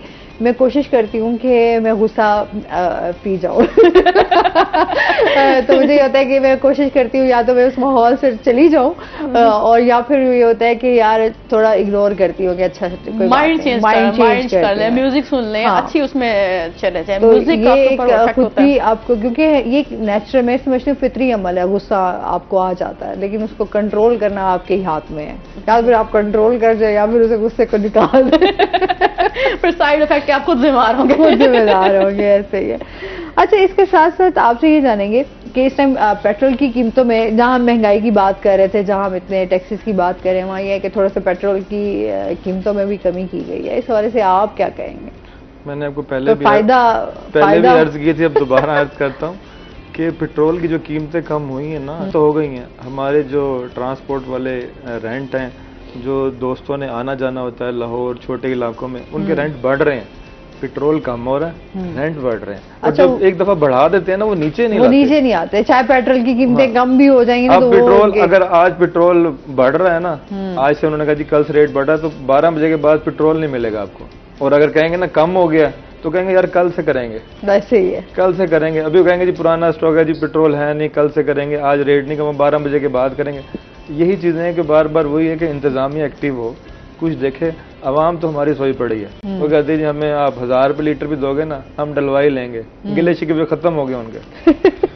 नहीं, मर जाएंगे। सोए भी नहीं है। हाँ। वो पता क्या, जब एक बंदे घर खाने कोई चीज नहीं है, हाँ। महंगाई का वाकई इतना रूज पर जा रही है, तो वो कहते हैं क्या हम उसमें कोई बात करें, किसी पे क्या हम ये देखते हैं। अच्छा कुछ लोग ये सोचते हैं यार क्या फायदा होगा अगर हम कुछ बोल भी लेंगे तो क्या होगा हमारे बोलने से, लेकिन मैं समझती हूँ जो इंसान की अपनी जिम्मेदारियां हैं और जो आप समझ सकते हैं कि आप कुछ पॉजिटिव रोल प्ले कर सकते हैं, वो इंसान को हमेशा करना चाहिए। बिल्कुल ऐसे करना चाहिए। हाँ। अच्छा फिर क्योंकि अभी जो हमारे ताजिर भाई हजरात हैं, उनके अपने एक इश्यूज भी हैं, उनकी अपनी हुकूमत की तरफ से भी उनको जो है वो नाराजगियां नजर आती हैं। इस हवाले से बताइए क्या ऐसे मसाइल हैं आप समझते हैं? नाराजगियां एक ही बात पर है, और वो शुरू से रही है, हुकूमत कोई भी हो, हर कोई भी हुकूमत आई है ना, जब नेक्स्ट टर्नओवर में आई है तो उसने महंगाई बढ़ाई है, नीचे की तरफ या पीछे की तरफ कभी भी नहीं आए। तो ताजिर तो हर दफा यही कहते हैं बेचारे कि बेहतरी लाएं, महंगाई को कम करें। मैं कहता हूँ आप सबको छोड़ें। एक तबका है सफेद पोश हमारा, मजदूर तबका और सफेद पोश, कम अज कम उसके ऊपर कोई प्रोग्राम बनाएं, उसके ऊपर कोई प्रोग्राम रखें, उनको रिलीफ दें। जैसे सेहत कार्ड था, उस पर कभी जिंदगी में नहीं बना, राशन कार्ड थे, बेनजीर वाले इनकम जो स्पोर्ट वाले कार्ड हैं, वो बकायदा पहुंचने चाहिए लोगों तक। हमारे अपने ही लोग हैं, हमारे अपने ही बड़े जो बैठ जाते हैं, जिनके हाथ में निजाम आता है, वो सबसे पहले अपना घर पूरा करना शुरू कर देते हैं। इस पर कोई तवज्जो हो और सनसेडली के साथ काम करे तो मेरा ख्याल पाकिस्तान में बहुत बेहतरी आ जाएगी। अच्छा फिर अभी जो चीज़ें वाकई है कि अभी हम भी देखते हैं कि ख़वातीन बड़ी कतारें लंबी लगी हुई होती हैं। मैं अक्सर सुबह आ रही होती हूँ तो मैं देख रही होती हूँ बहुत लंबी लाइनें लगी हुई होती हैं, बेचारी गर्मी में आटे के थैलों के लिए लाइनें लगी हुई हैं, और वो मिल तो रही हैं, पर बीच में अगर कोटा कोई आया 1000 का, तो किसी की अप्रोच है, वही वाली बात है, जिसका सिक्का चल रहा है वो कहता है यार इतने आप कट्टे मेरी तरफ भेजो। सर क्या करना है, भेज दो, मैंने कहा नहीं आपको, वो मजबूर हैं, भेजते हैं। अगर प्रॉपरली हर चीज गरीबों तक पहुंचे, सफेद पोश तबके तक पहुंचे हर चीज, तो मैं ख्याल इसमें बहुत बेहतरी आ जाएगी। निजाम ठीक नहीं हो रहा, निजाम ठीक नहीं हो रहा, अगर निजाम बेहतर हो जाए तो बहुत बेहतर हो जाएगी। इस पर मजीद भी हम बात करेंगे। नाज़रीन, अभी हमने जाना है ब्रेक पे, हमारे साथ रहिएगा।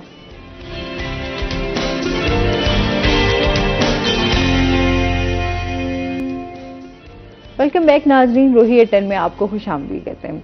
अच्छा, इसके साथ ही शुमारे से जानते हैं शुमारा, मैं क्योंकि बहुत सारे लोगों का ये क्वेश्चन होता है कि हम लोग बहुत सारे लोगों को देख रहे हैं जो लोग गुस्सा करते हैं या उनको साइकोलॉजिकल इश्यूज होते हैं, वो मेडिसिन की तरफ ज़्यादा जाते हैं कि अच्छा ख़ुद को काम रखना है तो आप मेडिसिन का इस्तेमाल करें, कुछ ऐसी टैबलेट्स खा लें जिसकी वजह से आपको थोड़ा मेंटली सुकून मिल जाएगा या आप रिलैक्स हो जाएंगे। क्या आया ये चीज़ें आपके लिए बेहतर हैं या नहीं? मेडिसिन की तरफ जाना चाहिए या नहीं जाना चाहिए? देखिए, मैं किसी को गलत नहीं कहूँगी, मेडिसिन का अपने एक फैक्टर है, साइकोथेरेपी का अपना एक फैक्टर है।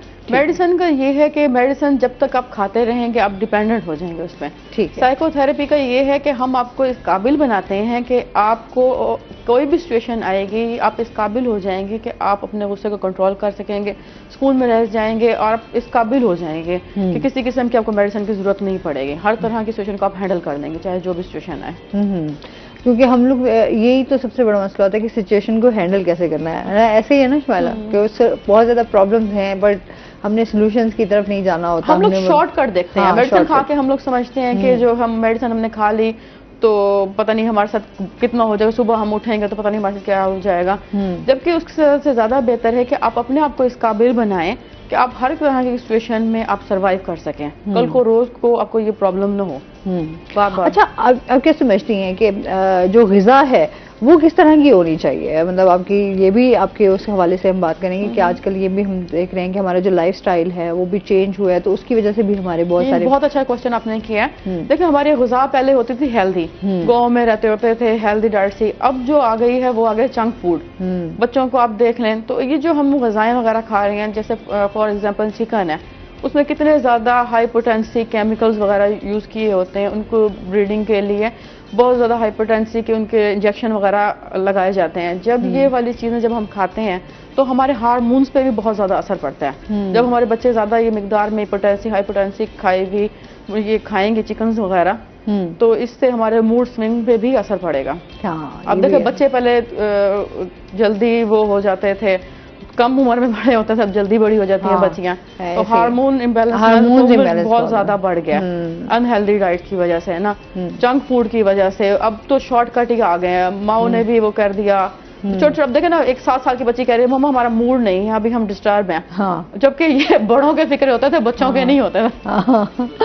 अच्छा, जिस तरह अभी हम देखते हैं बच्चों में भी, एक तो बड़ों में तो चलो असरात हैं ही है कि उनमें क्योंकि प्रॉब्लम्स को देखते हुए या इस तरह में जो हमारी सूरत हाल है मुल्क की, उस पर देखते हुए लोगों का रिएक्शन बनता है। बच्चे भी आजकल हम देखते हैं कि वो उनको बहुत जल्दी गुस्सा आ जाता है। बच्चों में आप क्या समझती हैं, क्या रीजंस हैं? बच्चों में फिर वही रीजन है, माँ बाप उनको तवज्जो नहीं दे रहे हैं। मोबाइल का यूज बहुत ज्यादा। आप देखें 3 साल के बच्चे को मोबाइल के वो ऐप पता है जो हमें नहीं पता थे। टोटली उन्होंने उसमें देखा, कार्टून वगैरह देखे, गेम्स देखे। गेम्स में क्या है, फाइटिंग, मुख्तलिफ किस्म की लड़ाई हो रही है जी, वो क्या क्लैश ऑफ क्लैन और पता नहीं क्या कुछ, जिन्हें हमें नाम ही नहीं पता। अच्छा, ये वाकई हकीकत है, बच्चे ऐसी ऐसी चीजें निकाल के आते हैं, अग्रेशन, ये चीजें बच्चे सीख रहे हैं। तो उन्होंने वो चीजें सीख ली हैं जो कि हमारी जो एक तरबियत होती थी हमारे पेरेंट्स की, उनको लेके बैठते थे बाहर घुमाने फिराने, पिकनिक पे लेके जाते थे, आपस में डिस्कशंस होती थी, नानियां दादियां बैठ के किस्से कहानियां करती होती, उनको पॉजिटिव वे में दिखाते थे। तो अब वो उन्होंने मोबाइल का यूज करना शुरू कर दिया ज्यादा, तो वो उनको टोटली अग्रेसिव की तरफ ही लेके जा रहे हैं। अच्छा, जैसे पबजी ऐसी गेम आई, उसमें तो है ही कत्ल वगैरह था, हर बच्चा उस पर लगा। अब देखिए, पिछले दिनों आया था कि उसने अपने पेरेंट्स को ही मार दिया था बच्चे ने, और अपने भाई को भी मार दिया था इसी उसमें के जस्ट वो पबजी गेम की वजह से। पेरेंट्स ने शॉर्टकट ले लिए, अब उनको वो खुद मतलब बिजी और खुद भी मोबाइल पे लगे, उन्होंने जान छुड़वाने के लिए बच्चे तंग नहीं करे, ये ले मोबाइल आप ले लें। हाँ, ऐसे ही है, ये ज्यादा हमने बेहतरीन तरबियत छोड़ दी जो हमने बच्चे की तरबियत। बच्चा देखें, 4 साल का बच्चा देखें, उसको इंग्लिश नहीं अगर आ रही है, 2.5 साल का भी है, वो बोल नहीं सकता, तो गूगल की तरह वो माइक पे बोलता है cartoon, new game, new songs, वो सब कुछ सामने गूगल, इतनी आसानी पैदा कर दी है। और माँ भी कहती है तू तंग ना कर, ये मोबाइल ले ले, जा उधर जा, तरबियत खत्म हो गई ना, माँ की गोद खत्म हो गई, हाँ, बिल्कुल साथ बैठना खत्म हो गया, उसने तो फिर वही कुछ सीखना है। अच्छा, हम क्योंकि बच्चे अब सवाल करते हैं तो फिर हमें भी गुस्सा आ जाता है कि यार ये बार बार सवाल क्यों कर रहा है, हालांकि बच्चे ने सवाल तो करना ही है। और हम लोग फिर ये होता है कि हम कहते हैं अच्छा यार मोबाइल दे दो, चलो जान छुड़ाओ, ये बार बार सवाल तो नहीं पूछेगा, एटलीस्ट गुस्सा भी नहीं आएगा तो ऐसे सवाल करते हैं कि हम सोच में डल जाते हैं कि इसका जवाब क्या दें बच्चों को। आपके बच्चे आपको तंग करते हैं? बिल्कुल करते हैं बच्चे। तो फिर आप क्या करते हैं? मोबाइल तो नहीं देते, हाँ। माँ उनकी मोबाइल ले देती है। अच्छा। हम तो कहते हैं चलो जी चलेंगे, बाहर चलेंगे, कभी चलते हैं, कभी तुम्हें ये चलो पिज्जा ऑर्डर कर देते हैं, कभी ये करते हैं चलो चुप करो ये कम कर लेते हैं, गेम्स में लगा देते हैं।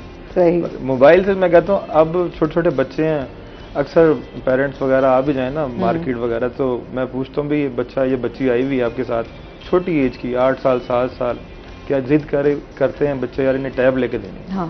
और ऐसे छोटे छोटे बच्चे देखे हैं 7 साल 8 साल के 6 साल के, उनको ऐनकें लग गई हैं सिर्फ इसी वजह से कि वो 24 घंटे 8 घंटे कहते हैं यार काशिफ भाई इनको मोबाइल ना देना, ये लड़ते हैं, इतने क्रेजी हो गए हैं बच्चे। और ये वाकई मैडम ठीक कह रही हैं कि मोबाइल से बच्चों को दूर ही रखें तो बेहतर है। हम उनको टाइम दें, अपना टाइम दें, वही बेहतरी है। वरना मेरे ख्याल से तो बेचारे बच्चे को आप देखेंगे, अल्लाह ना करे एक वक्त ना हो एनके लगी हुई सबको। नहीं, इसका जाहिर सी बात है जिस तरह और बच्चे ना यूं बिल्कुल यूं करीब करके देख रहे होते हैं। ज़माना जो है वो जदीद होता जा रहा है, टेक्नोलॉजी भी एडवांस होती जा रही है, उसी तरीके से हमारी बहुत सारी चीज़ें जो है वो चेंज हो रही हैं वक्त और हालात के साथ साथ। और फिर बच्चों की जिस तरह बात हम कर रहे थे कि बच्चों में एग्रेशन बढ़ता है, तो उसमें यही होता है कम्युनिकेशन गैप बढ़ रहा है, चाहे बच्चे हैं चाहे बड़े हैं। तो कब हमारे इस गैप को ख़त्म करना होगा तभी मेरे ख्याल में हमारे मसाइल भी हल हो सकते हैं। बिल्कुल आप घर को भी किस तरह मैनेज करती हैं, घर को भी और फिर जाहिर सी बात है पेशेंट्स का भी आना? बस इंसान की अपनी एक्स्ट्रा चिड़ी बनी होती है। मुझे शौक था असल में ना इस फील्ड में आने का, तो जब इंसान को शौक हो तो वो सारा कुछ मैनेज कर ही लेता है। हाँ, आप कुछ कह रहे थे? इस ईद पे हम सारे इकट्ठे बैठे थे, वालिद साहब के साथ, वालिदा के साथ, सारे माशाल्लाह हम जितने भाई थे सबके हाथ में मोबाइल थे। मैं भी मैं ईद के मैसेज कर रहा हूँ, कुछ कर रहा हूँ, तो वालिद साहब उठे तो उन्होंने फिर गुस्से में कुछ हमें तबर्रुक दिए। उन्होंने कहा भाई इनको छोड़ दो, अगर इनको नहीं छोड़ते तो यहाँ क्या करने आए हो तुम? हम इतने मसरूफ हो गए, हमें साथ भी नहीं पता क्या हो रहा है क्या नहीं, हमने मोबाइल निकालना है, बस सोशल मीडिया पे हम लग गए। तो एडिक्शन जो है ना सिर्फ बच्चों में नहीं, बड़ों में भी है। बड़ों में भी हम सो करते सबसे पहले हमारे मोबाइल उठाते हैं। तो ऐसे वाकई देखेंगे जैसे वो जन्नत का मैसेज आया, मैं क्या कंफर्म हो गई है, कोई ना कोई चीज देखनी है। बिल्कुल ऐसे ही है, किसी दिन आ ही जाएगा जन्नत का मैसेज। अल्लाह मियां वाली जन्नत की जगह दूसरी नहीं। ऐसे ही है जी। मैं कहती हूँ जिस तरह माशाल्लाह से आपका भी स्माइलिंग फेस है और हंसी से भी आपकी बहुत सारी चीजें जो है ना आपकी छुप भी जाती हैं और आप गुस्से को भी कंट्रोल कर सकते हैं, तो हंसते मुस्कुराते रहे। टाइम भी हमारा कंप्लीट हो गया है, कोई मैसेज देना चाहे हमारे व्यूवर्स को? मैसेज तो यही है कि कुछ भी हमारे लिए डिफिकल्ट नहीं है जब तक हम खुद उसको फील ना करें। अच्छे तरीके से रहें, एक्सरसाइज करें, अपनी फैमिली को टाइम दें, हर चीज को अपने अंदर कंट्रोल करने की कोशिश करें तो आपके हालात बेहतर रहेंगे।